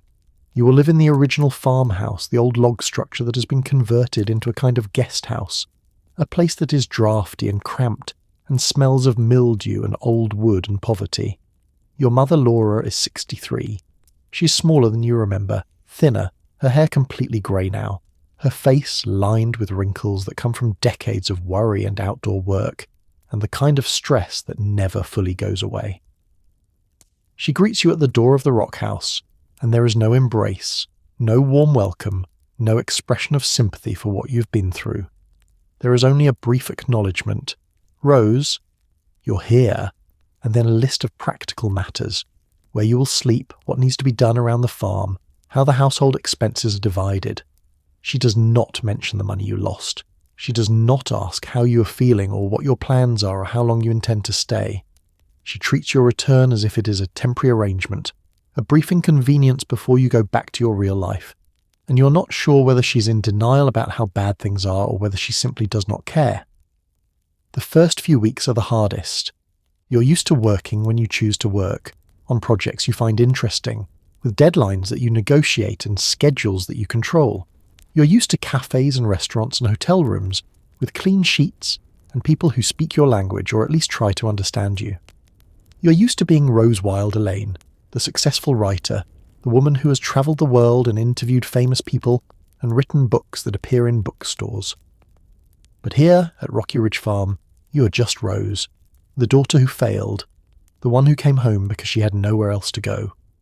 You wake up every morning in the cramped farmhouse bedroom and lie in bed listening to the roosters crow, and the chickens cluck and your father's slow, shuffling footsteps as he makes his way to the barn to do the morning chores that his body can barely handle. You listen to your mother moving around in the kitchen of the rock house, preparing breakfast, the same routine she has been following for 36 years, a routine that will continue until she dies because there is no escape, no alternative, no way out of the trap of rural poverty except death. You try to work. You set up your typewriter on the old kitchen table in the farmhouse, and you try to write articles, pitches for magazines, story ideas that might earn you enough money to pay off the debts you still owe, and rebuild some small portion of your savings. But the work does not come easily. The words that used to flow so naturally now feel forced and artificial. The stories that used to interest you now seem pointless. Who cares about travel articles when no one can afford to travel? Who cares about profiles of interesting people when everyone is struggling just to survive. The magazines are not buying anyway. The Great Depression has hit the publishing industry hard. Advertising revenue has collapsed. Magazine budgets have been slashed. Editors who used to beg you for articles are now sending polite rejection letters saying they are not accepting unsolicited submissions at this time. Code for, "We cannot afford to pay you." You sell one article in 6 months, a piece about farm life for Country Gentleman magazine that pays $75. $75 that used to be a week's spending money is now your entire income for half a year. You give 50 of those dollars to your mother to help with household expenses. You keep 25 for yourself, money you will need for postage and typewriter ribbons, and the other small costs of trying to maintain a writing career when there is no market for your work. At night, lying in the narrow bed in the farmhouse, you listen to the silence of rural Missouri and you remember Paris. Remember the cafes and the conversations and the sense of being part of something larger than yourself. You remember Albania and the mountain villages where people lived lives that had not changed in 1,000 years. Lives that were hard but also had dignity, meaning, connection to something ancient and enduring. And you realize, with a clarity that makes you want to scream, that you have ended up exactly where you started, trapped on Rocky Ridge Farm, poor and powerless and dependent on your parents' charity, all your success and all your achievements revealed as temporary, as fragile as the stock certificates that are now worthless paper in a drawer somewhere. You're 43 years old, and you are back where you began, and you do not know if you have the strength to climb out of this hole a second time. You're Rose Wilder Lane, and it is February 1931, and you're sitting at the kitchen table in the old farmhouse at Rocky Ridge Farm, reading a manuscript your mother has just handed you, and with every page you turn you feel something shifting inside you, something that might be recognition or might be rage or might be the terrible understanding that your life and your mother's life have just become impossibly, inextricably tangled in ways neither of you intended. The manuscript is titled Pioneer Girl, and it is 74,000 words of your mother's memories, written in pencil on lined tablets in handwriting that is surprisingly neat for a 63-year-old woman whose hands are twisted with arthritis. Your mother wrote this over the past 2 years, working at the kitchen table after the farm chores were done, filling page after page with the story of her childhood in the big woods of Wisconsin, the prairie of Kansas, the banks of Plum Creek in Minnesota, the hard winters in Dakota Territory. She wrote it because she needed money. The same reason you are here, the same reason you've spent the past 9 months trying and failing to sell articles to magazines that are no longer buying, the same reason you wake up every morning with a knot of anxiety in your stomach that does not go away, no matter how many times you tell yourself that things will get better, that the economy will recover, that the depression cannot last forever. She wrote it because she believed that her story, the story of a pioneer family that survived despite impossible odds, might be something people would want to read, and now she is handing it to you, asking you to help her sell it because you are the professional writer, the one with connections to publishers in New York, the one who knows how the publishing industry works. You read the first chapter, then the second, then the third. You read through the morning and into the afternoon, forgetting to eat lunch, forgetting to get up and stretch, forgetting everything except the words on the pages in front of you. The writing is not sophisticated. Your mother has no training in narrative structure or character development, or any of the techniques that professional writers learn. She writes the way she talks, in simple declarative sentences that state facts without embellishment. We lived in a log cabin in the big woods. Pa hunted deer. Ma made butter. Mary and I helped with the chores. The prose is flat, chronological, a recitation of events rather than a story with shape and meaning. But underneath the flatness, underneath the simple sentences and the lack of artistry, there is something else. There is truth. There is the weight of lived experience. There is a child's eye view of poverty and deprivation, and constant movement, a view that resonates with your own memories because you lived through some of it yourself, because you were there in South Dakota and Missouri, because you remember the hunger and the cold and the endless work. You also recognize something else, something that makes your skin prickle with a feeling you cannot quite name. You recognize your own childhood in these pages, but filtered through your mother's perspective, sanitized and reshaped into something more palatable. Your mother writes about the little house in the big woods as if it was cozy and safe, a place where the family was happy despite hardships. She writes about Past playing his fiddle in the evenings, as if the music was enough to make up for the fact that they were one crop failure away from starvation. She writes about Ma keeping the house clean, and the children well behaved, as if cleanliness and obedience were virtues in themselves, not just survival strategies in a world that punished any sign of weakness. She is lying, but not in a way that is dishonest. She is reshaping the past, sanding down the rough edges, removing the parts that were too painful, or too shameful, or too real. She's creating a mythology, a version of pioneer life that is bearable, even admirable, instead of the grinding horror that it actually was. And you understand with sudden clarity why she has done this, because the alternative is to admit that it was all for nothing, that she and your father spent their entire lives working themselves to exhaustion for a dream that never materialized, that the pioneer spirit and the wholesome rural values and the self-sufficiency were all lies, pretty stories people told themselves to make the suffering bearable. You finish reading the manuscript as the sun is setting. You set the pages down on the table and look up to find your mother standing in the doorway, watching you with an expression you cannot read. She does not ask what you think. She does not ask if the writing is good or if publishers will be interested. She simply waits, her arms crossed over her chest, her face composed in the same mask of emotional neutrality she has worn your entire life. You should tell her the truth. You should tell her that the manuscript is unpublishable in its current form, that it is too flat, too episodic, too lacking in narrative structure. You should tell her that publishers want stories with conflicts and resolution, with characters who change and grow, with emotional arcs that give the reader something to invest in beyond mere curiosity about historical facts. But you do not say any of this.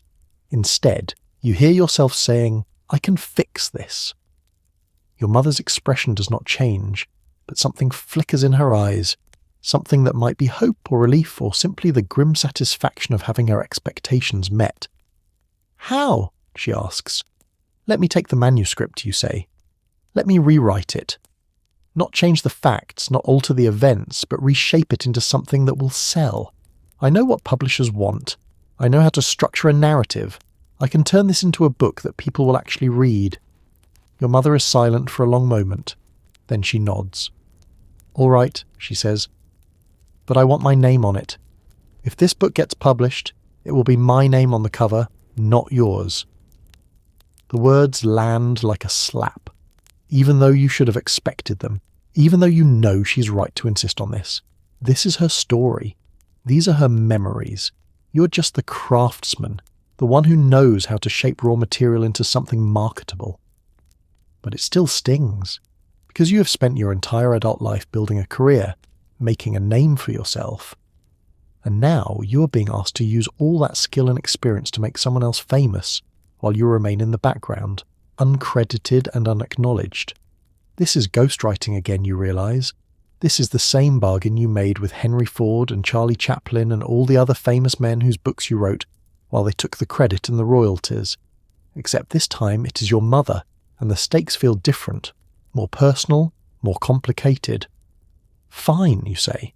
"Your name on the cover, but I need complete editorial control. I need to be able to change whatever needs to be changed to make this work." Your mother nods again. "Just don't make me sound foolish," she says, "and don't add things that did not happen. I want this to be true." You almost laugh at that, because truth is the last thing this manuscript is concerned with. Your mother has already rewritten the past, turned suffering into nostalgia, transformed poverty into wholesome simplicity. What you're about to do is just another layer of revision, another step away from reality and toward myth. But you do not say this. You simply nod and gather up the manuscript and carry it back to the farmhouse where your typewriter is waiting. You spend the next 6 weeks tearing your mother's manuscript apart and rebuilding it from the ground up, and the process is part editing, part archaeology, part exorcism. You are Rose Wilder Lane, and you are sitting at the kitchen table in the farmhouse with pages spread out around you. Your mother's original manuscript on your left, your typewriter in front of you, blank paper on your right. You're trying to figure out how to take 74,000 words of flat chronological narrative and transform them into something that will hold a reader's attention, something that will make editors in New York write checks. The first thing you do is cut. You cut ruthlessly, eliminating entire chapters that are repetitive or boring or too focused on the mundane details of daily life. You cut the long digressions about farm work and household chores. You cut the sections where your mother explains how to make butter, or cure meat, or preserve vegetables. Information that might be useful but does not move the story forward. You cut anything that slows the pace or fails to contribute to the emotional arc of the narrative. What remains is about 40,000 words, roughly half of what your mother wrote. But those 40,000 words contain the good parts: the wolf howling outside the cabin, the encounter with Native Americans in Kansas, the Christmas when the stockings were empty and then miraculously filled, the dance at Grandpa's house where Pa played the fiddle. These are scenes with drama, with tension, with emotional resonance. These are the moments that readers will remember. The second thing you do is add structure. Your mother wrote chronologically, moving from one event to the next without considering how the events fit together to create a larger story. You reorganize the material, grouping related scenes together, creating chapter breaks that feel natural, building towards small climaxes that give each chapter a sense of completion, while also propelling the reader forward into the next one. You write transitions between scenes, sentences and paragraphs that smooth out the jumps in time and location that your mother left rough. You add descriptions of weather and landscape and the physical sensations of being cold or hungry or tired, details that ground the reader in the experience of pioneer life. You add dialogue, actual conversations between the characters, instead of your mother's habit of summarizing what was said. Pa told us about the time he saw a bear. You transform that into an actual scene. Pa sitting by the fire, the girls gathered around him, his voice low and dramatic as he describes the bear's size, the way it stood on its hind legs, the moment when he raised his rifle and knew he had only one shot. The third thing you do is change the voice. Your mother wrote in first person, "I remember the time Pa took us to town." You change it to third person, "Laura remembered the time Pa took them to town." This is a calculated decision. First person is too immediate, too raw, too much like a memoir. Third person creates distance, turns the story into something more universal, more mythic. It allows the reader to see Laura as a character rather than as the author, and that distance is crucial for the emotional effect you are trying to create. You also change the tone. Your mother wrote with a kind of grim stoicism, acknowledging hardships but not dwelling on them, never complaining, never expressing anger or fear or despair. You soften this, add moments of childhood wonder and innocence, times when Laura, the character, not your mother, sees the world with a child's eyes and finds beauty and excitement even in difficult circumstances. You add humour, small moments of levity that break up the grimness. Pa making jokes, Mary and Laura bickering over trivial things, the cat getting into mischief. You're creating a version of pioneer life that is hard but not crushing, difficult but not hopeless. You're creating a story that says, look how resilient people were. Look how they survived and even thrived in circumstances that would break us today. You're creating a mythology, and you are drawing on your own memories as you write. Memories of your childhood in South Dakota and Missouri. Memories that your mother's manuscript has awakened after years of suppression. You remember the hunger, the real gnawing hunger that made your stomach hurt and your head feel light. You remember the cold, the way your feet would go numb in the winter because you did not have proper shoes. You remember the loneliness, the isolation of living miles from the nearest neighbour, with no children your age to play with and parents who are too busy and too exhausted to pay attention to you. But you also remember moments of beauty. The night sky in the Prairie, so full of stars it looked like someone had spilled a bucket of diamonds across black velvet. The taste of fresh bread when there was enough flour to make it. The sound of your father's voice singing as he worked in the field. A rare moment when his usual silence broke and you could hear the man he might have been if circumstances had been different. You put all of this into the manuscript, blending your memories with your mother's, creating a narrative that belongs to both of you and neither of you, a story that is true in some deeper sense than mere facts. After 6 weeks, you have a new manuscript.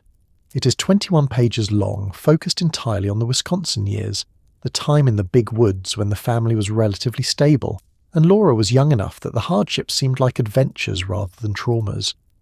You title it When Grandma Was a Little Girl. You type a cover letter to an editor you know at Alfred A. Knopf, a prestigious publishing house in New York. You put your mother's name on the manuscript, not your own. You send it off and wait. 3 weeks later, the response comes. They want to publish it. But they want more. They want you, your mother, to expand it into a full book. At least 15,000 more words, more scenes, more details, more of the story. You show the letter to your mother. She reads it without expression, then looks up at you. "Can you do that?" she asks. "We can do that," you say. And the emphasis on the word "we" is deliberate, a reminder that this is a collaboration whether either of you wants to admit it or not. The book that will eventually be called Little House in the Big Woods is published in 1932, and it changes everything and nothing. You are Rose Wilder Lane, and you're sitting in the farmhouse at Rocky Ridge, reading the first finished copy that the publisher sent, holding the book in your hands and feeling a complicated mix of pride and resentment, and something else you cannot quite name. The cover shows a log cabin surrounded by trees, an illustration by Helen Sewell that perfectly captures the nostalgic, idealized vision of pioneer life that you and your mother have created. The title page says, by Laura Ingalls Wilder. Your name appears nowhere in the book, not in the acknowledgements, not in the author's note, nowhere. This was the agreement. This is what you signed up for. Your mother's story, your mother's name, your mother's success. You are the invisible partner, the one who shaped the raw material into something publishable, but who will receive no public credit for the work. The book sells modestly at first. The initial print run is 1,500 copies, and they sell out within a few months. The reviews are positive. Librarians recommend it. Parents buy it for their children. Teachers use it in classrooms to teach about American history. It wins no major awards, makes no bestseller lists, but it finds an audience, and that audience is loyal and growing. The publisher wants more. They want a sequel, another book about Laura's childhood, this time focusing on the Kansas years. Your mother wants to write it, needs the money now more than ever, because the Depression has hit the farm hard, and the small royalties from the first book are barely enough to cover expenses. And so the pattern repeats. Your mother writes a rough draft in pencil on lined tablets, working at the kitchen table in the rock house. She hands you the draft, 50 or 60 pages of simple declarative sentences and chronological recitation of events. You take it back to the farmhouse and spend weeks rewriting it, cutting and restructuring and adding dialogue and sensory details and emotional beats. You type it up and send it to the publisher under your mother's name. The publisher sends back editorial suggestions. You and your mother argue about the suggestions, about what should be changed and what should stay the same. You make the revisions, the book is published, the modest royalties arrive, and the cycle begins again. Little House on the Prairie is published in 1935, On the Banks of Plum Creek in 1937, By the Shores of Silver Lake in 1939, The Long Winter in 1940, Little Town on the Prairie in 1941, These Happy Golden Years in 1943. 7 books over 11 years, each one telling the story of Laura Ingalls Wilder's childhood and adolescence, each one credited to Laura Ingalls Wilder alone, each one shaped and polished and essentially rewritten by you. The financial arrangement is simple. All the royalties go to your mother. You take no money, no percentage, no acknowledgement of any kind. You do this for several reasons, some of which you admit to yourself, and some of which you do not. The official reason, the one you tell yourself and would tell anyone who asked, is that this is repayment. Your mother and father supported you for the first 17 years of your life. They gave you food and shelter and the education that allowed you to become a writer. They sent you small amounts of money when you were struggling to establish yourself, and then you lost their savings in the stock market crash, destroyed the security they had spent 30 years building. Working on your mother's books, giving her all the credit and all the royalties, is how you repay that debt. It is atonement. But there are other reasons, darker and more complicated. You do this because you are trapped at Rocky Ridge Farm by poverty and circumstance, and working on these books gives you something to do, a purpose that makes the days bearable. You do this because your own writing career has collapsed, the magazines are not buying, and at least this work keeps your skills sharp and provides some small satisfaction, even if you receive no public recognition. You do this because, despite everything, you still need your mother's approval, and working on these books together is the closest you have ever come to having a real relationship with her, even if that relationship is mediated entirely through arguments about comma placement and whether a particular scene should be cut or expanded. And you do this because somewhere in the process of rewriting your mother's memories, you're also rewriting your own. You're taking the painful, traumatic experiences of your childhood and transforming them into something bearable, something that has meaning and value. You're creating a version of the past where the suffering was not meaningless, where the pioneer struggle was noble instead of futile, where families loved each other and supported each other and stayed together, instead of being broken apart by poverty and disappointment and emotional coldness. You are writing the childhood you wish you had instead of the one you actually lived. And if that childhood appears under your mother's name instead of your own, perhaps that is appropriate, because this is as much her fantasy as yours. Her need to believe that it was not all for nothing, that the life she lived and the choices she made had value. The Little House books become American classics. They sell hundreds of thousands of copies, then millions. They are translated into dozens of languages. They are adapted for television, becoming one of the most popular shows in American history. They shape how generations of Americans think about the pioneer experience, about childhood, about family, about resilience and courage, and the mythical values of rural life. And your name is nowhere on any of it, is erased from the story as completely as if you never existed, and this erasure is both the thing you chose and the thing that will haunt you for the rest of your life. You are Rose Wilder Lane, and it is the summer of 1936, and you're packing your belongings into the same cardboard suitcases you brought to Rocky Ridge Farm 6 years ago, and you're leaving again, escaping again, running again, because staying in one place has never been something you could do for very long, and 6 years in Mansfield, Missouri is approximately 5 years and 11 months longer than you ever wanted to stay. You're 49 years old. Your hair is showing grey at the temples. Your hands shake slightly when you're tired. A tremor that you tell yourself is from too much coffee, but that you secretly suspect is something more permanent. Some damage done by years of stress and overwork and the depression that comes and goes like weather. Sometimes a brief passing storm and sometimes a long dark winter that threatens to swallow you whole. You're leaving because you have finally earned enough money to leave.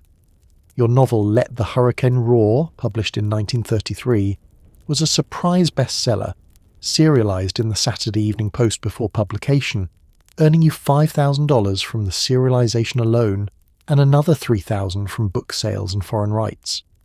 Your second novel, Freeland, published in 1938, did even better, $30,000 from the Saturday Evening Post for serialization rights, a sum so large that when the check arrived you had to read the number 3 times to make sure it was real. $30,000. More money than your parents earned in 40 years of farming. More money than most Americans will see in a lifetime. Enough money to pay off the debts from the crash, to rebuild your savings, to buy a house outright for cash, to live comfortably for years without having to take another assignment you do not want. You use some of that money to buy a house in Danbury, Connecticut, far from Missouri, far from the farm, far from the endless flat landscape and the small-town gossip and the weight of your parents' disappointment that hangs over Rocky Ridge like humidity before a storm. The house is small but solid, with indoor plumbing and electricity, and a room you can use as an office, a space that belongs entirely to you, where no one can walk in uninvited and ask you to help with farm chores, or listen to complaints about failing health, or sit through dinners where the silence is so thick you can barely swallow your food. You tell your mother you are leaving. You do this in the kitchen of the rock house on a Wednesday afternoon, with no preparation or preamble, because you have learned that with your mother, there is no good way to deliver news she does not want to hear, and delaying only makes it worse. I bought a house in Connecticut, you say. I'm moving at the end of the month. Your mother is washing dishes at the sink, her back to you, her hands moving through the soapy water with the automatic efficiency of someone who has washed dishes 10,000 times and will wash them 10,000 more. She does not turn around. She does not stop washing. She simply says, "I see." 2 words, flat, without inflection, giving away nothing. You wait for more.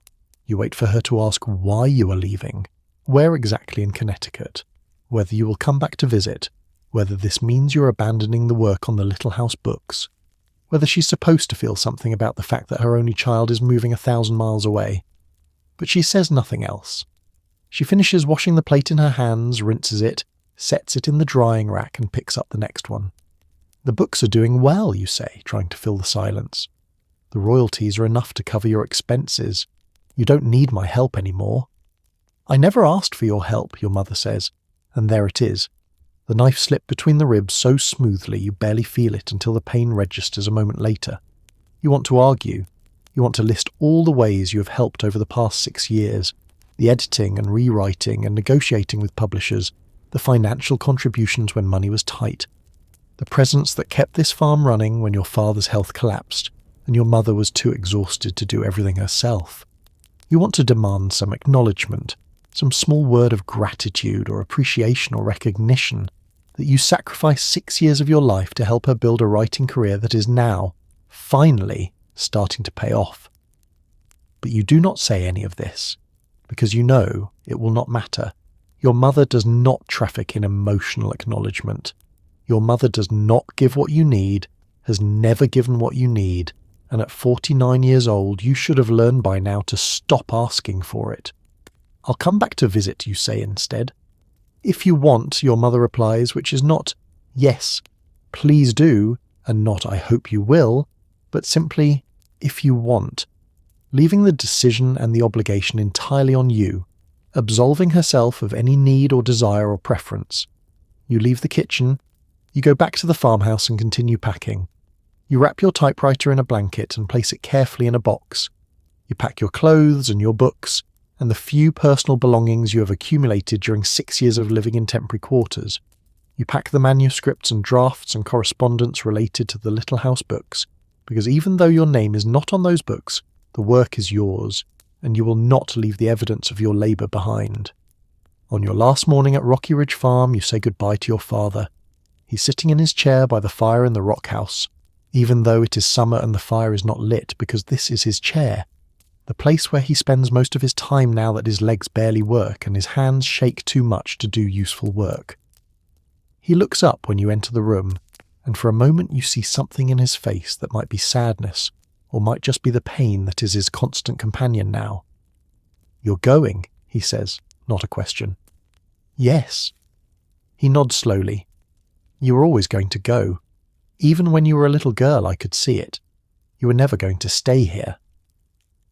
This might be the most words he has spoken to you in 6 years. This might be the closest he has ever come to understanding you.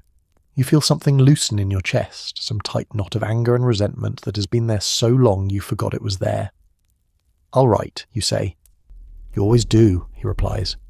And there is something in his voice that might be pride, or might be resignation, or might be the simple acknowledgement that writing is what you do, who you are, the thing that defines you more than daughter or woman or any other role you have tried and failed to inhabit.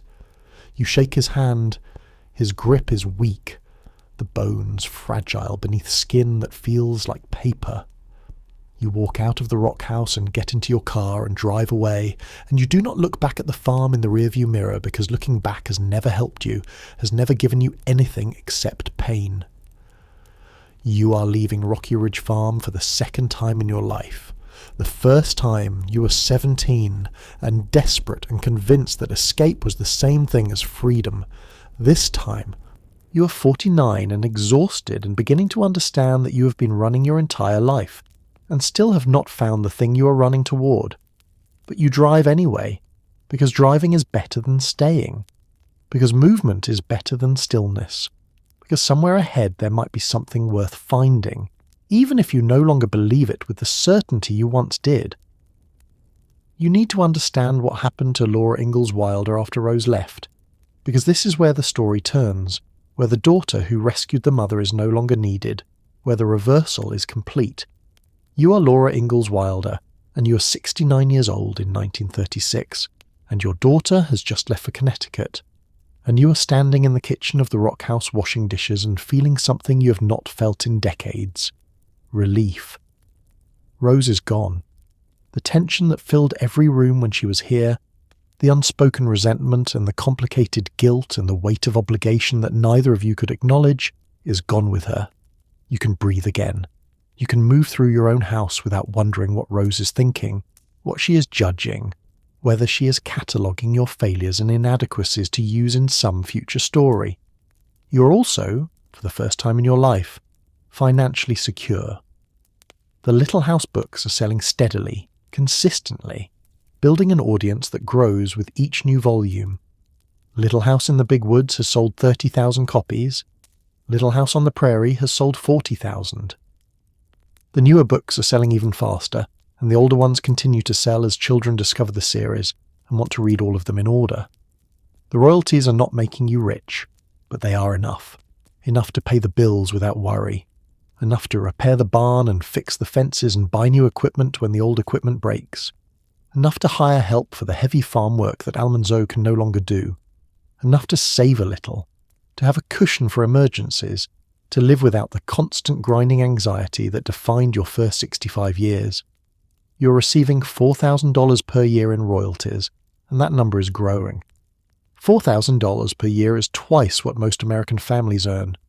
It is more than you ever earned from the farm, more than you earned from your newspaper column, more money than you could have imagined when you were 20 years old and living in a claim shanty in Dakota Territory, with a disabled husband and a crying baby, and $100 between you and starvation. And you earned it, not Rose, you. Rose helped, yes. Rose edited and rewrote and structured the books in ways that made them publishable. But the stories are yours. The memories are yours. The childhood that is now becoming an American myth is your childhood, and your name is on the covers, and the checks come to you, and that matters more than you want to admit. You write the remaining books without Rose's help. By the shores of Silver Lake in 1939, The Long Winter in 1940, Little Town on the Prairie in 1941.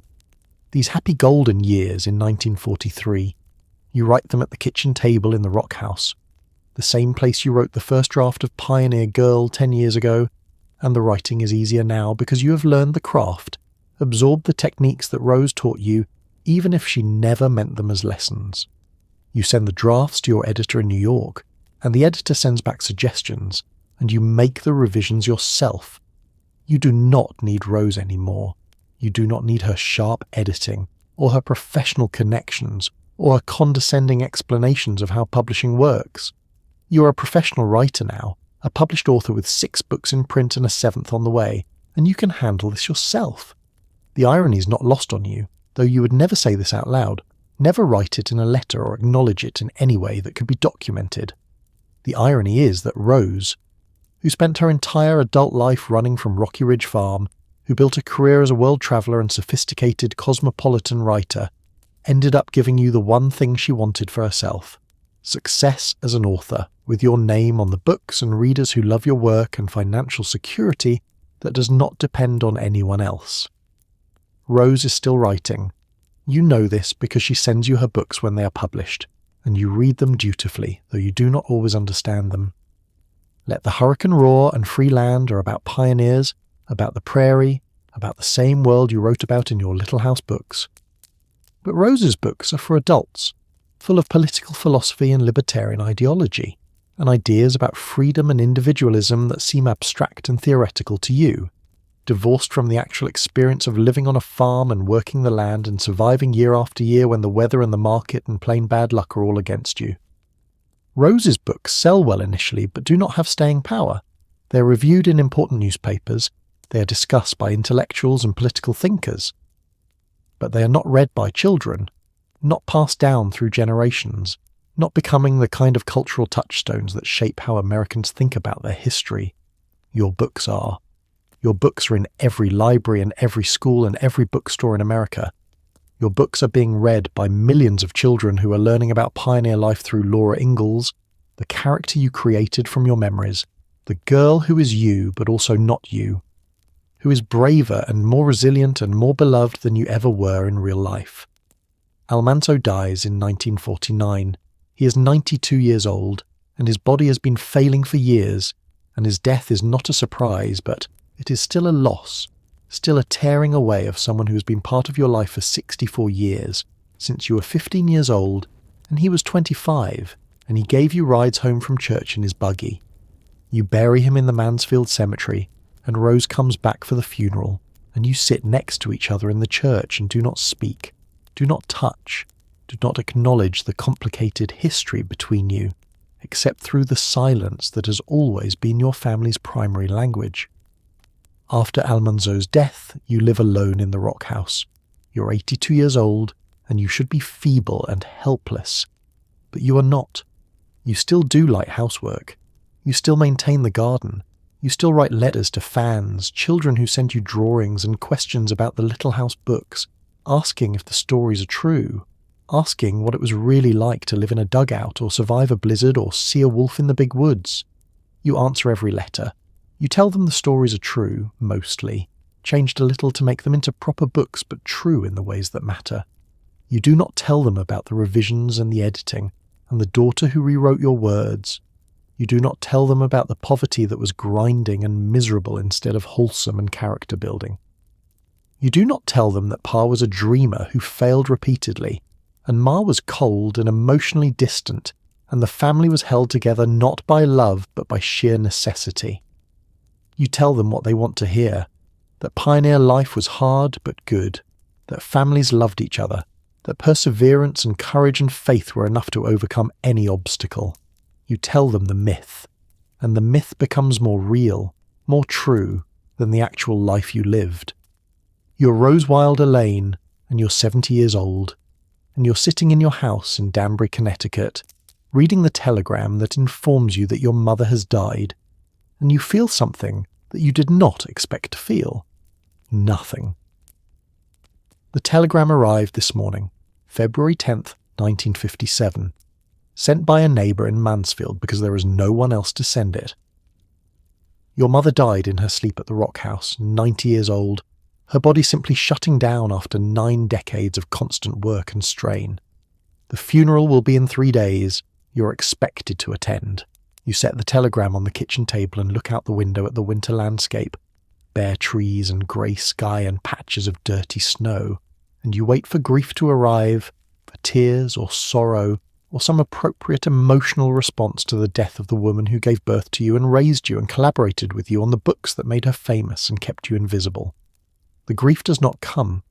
There is only the nothing, a blank space where feeling should be, and you recognise this numbness from other losses in your life. The baby who died, the marriages that failed, the friendships that dissolved when you moved on to the next city. You have spent so many years protecting yourself from pain by shutting down emotions that now, when emotion would be appropriate, you cannot summon it.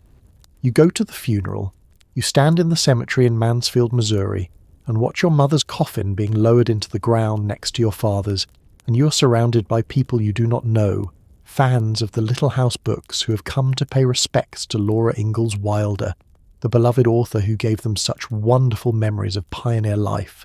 They cry.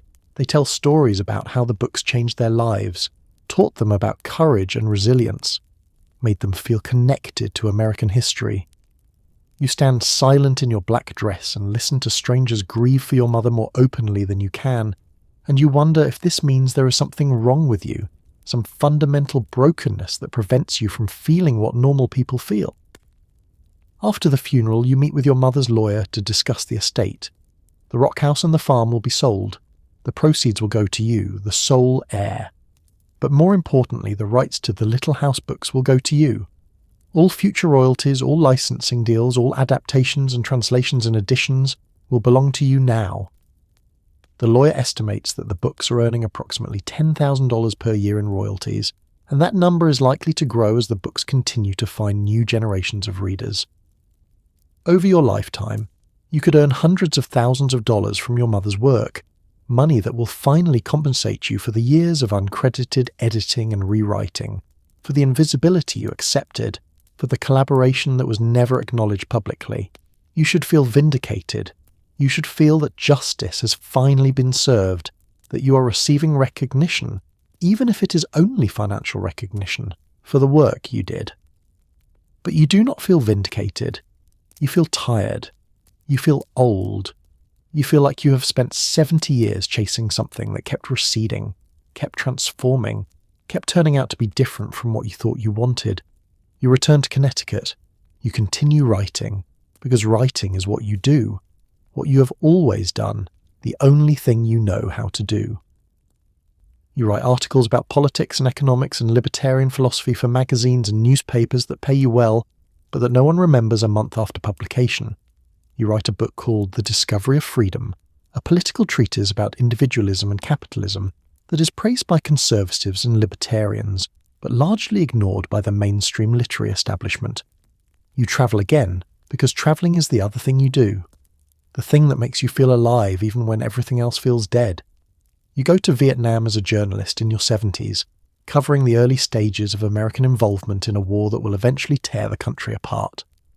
You go because the assignment pays well, and because sitting in one place makes you feel like you are suffocating, and because at 73 years old you still have not learned to stay still, to rest, to accept that you have done enough. You adopt an heir, a young man named Roger McBride who shares your political views and becomes, in some strange way, the child you never had, the successor who will carry on your legacy. You leave him the rights to the Little House books when you die, a gift worth millions of dollars, a gift that will eventually make him wealthy, and allow him to adapt the books into a television series that will run for 9 years and make the Ingalls family household names around the world. You die on October 30th, 1968, in your house in Danbury, Connecticut. You're 81 years old. You die working on an article, sitting at your desk with your typewriter in front of you, a half-finished sentence still in the machine. This is appropriate. This is the death you would have chosen if you had been given a choice. Working until the last moment, refusing to retire or rest or admit that your body has limitations. The obituaries describe you as a journalist and novelist, as the daughter of Laura Ingalls Wilder, as a pioneer of libertarian thought. They mention Let the Hurricane Roar and Free Land and the Discovery of Freedom. Some of them mention that you helped edit your mother's Little House books, a small acknowledgement buried in the middle of the article, a footnote to a life that was supposed to be about so much more. What the obituaries do not mention is that you spent your entire life running from Rocky Ridge Farm and never quite escaped it. They do not mention that the books you are most remembered for are the ones you did not get credit for, the ones that appeared under your mother's name. They do not mention the baby who died, or the marriage that failed, or the loneliness that followed you from city to city, country to country, assignment to assignment. They do not mention that you were a woman of extraordinary talent and ambition, who lived in an era that did not know what to do with women like you, who succeeded by every conventional measure and still felt like a failure, who earned money and fame and respect and still could not earn the one thing you wanted most, your mother's love. The Little House books continue to sell after both you and your mother are dead. They sell millions of copies. They are translated into dozens of languages. They are adapted into a television series that runs from 1974 to 1983 and is watched by tens of millions of viewers who think they are seeing the true story of Laura Ingalls Wilder's life. The books become worth hundreds of millions of dollars, and the rights pass from Roger McBride to his heirs, and none of the money goes to Laura's blood relatives because Laura had only one child, and that child had no children, and so the genetic line ends while the literary legacy continues forever. In the end, the story of Rose Wilder Lane and Laura Ingalls. Wilder is not a story about who succeeded and who failed. It is a story about how success can look like failure, and failure can look like success, depending on what you value and what you measure. Laura lived in poverty for 60 years, and became comfortable in her 70s through books she could not have written without Rose's help. Rose earned money and fame and travelled the world and died alone with unfinished work in her typewriter. Laura's books are read by millions and will be read by millions more. Rose's books are forgotten except by political historians and libertarian scholars. Who won? Who lost? The question assumes there was a competition, assumes that love and recognition and financial security are things that can be won or lost instead of things that evolve and change and mean different things at different stages of life. What is certain is this: a mother and daughter who could not speak honestly to each other, who could not acknowledge their need for each other, who could not break the patterns of emotional distance that were passed down through generations, created something beautiful together. They created books that have brought comfort and joy to millions of readers.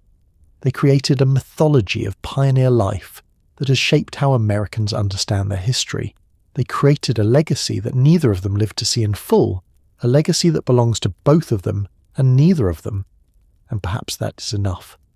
Perhaps that is all any of us can hope for, to create something that outlasts us, even if we do not get the credit we deserve, even if the work is complicated and painful, even if the collaboration is with someone who cannot give us what we need.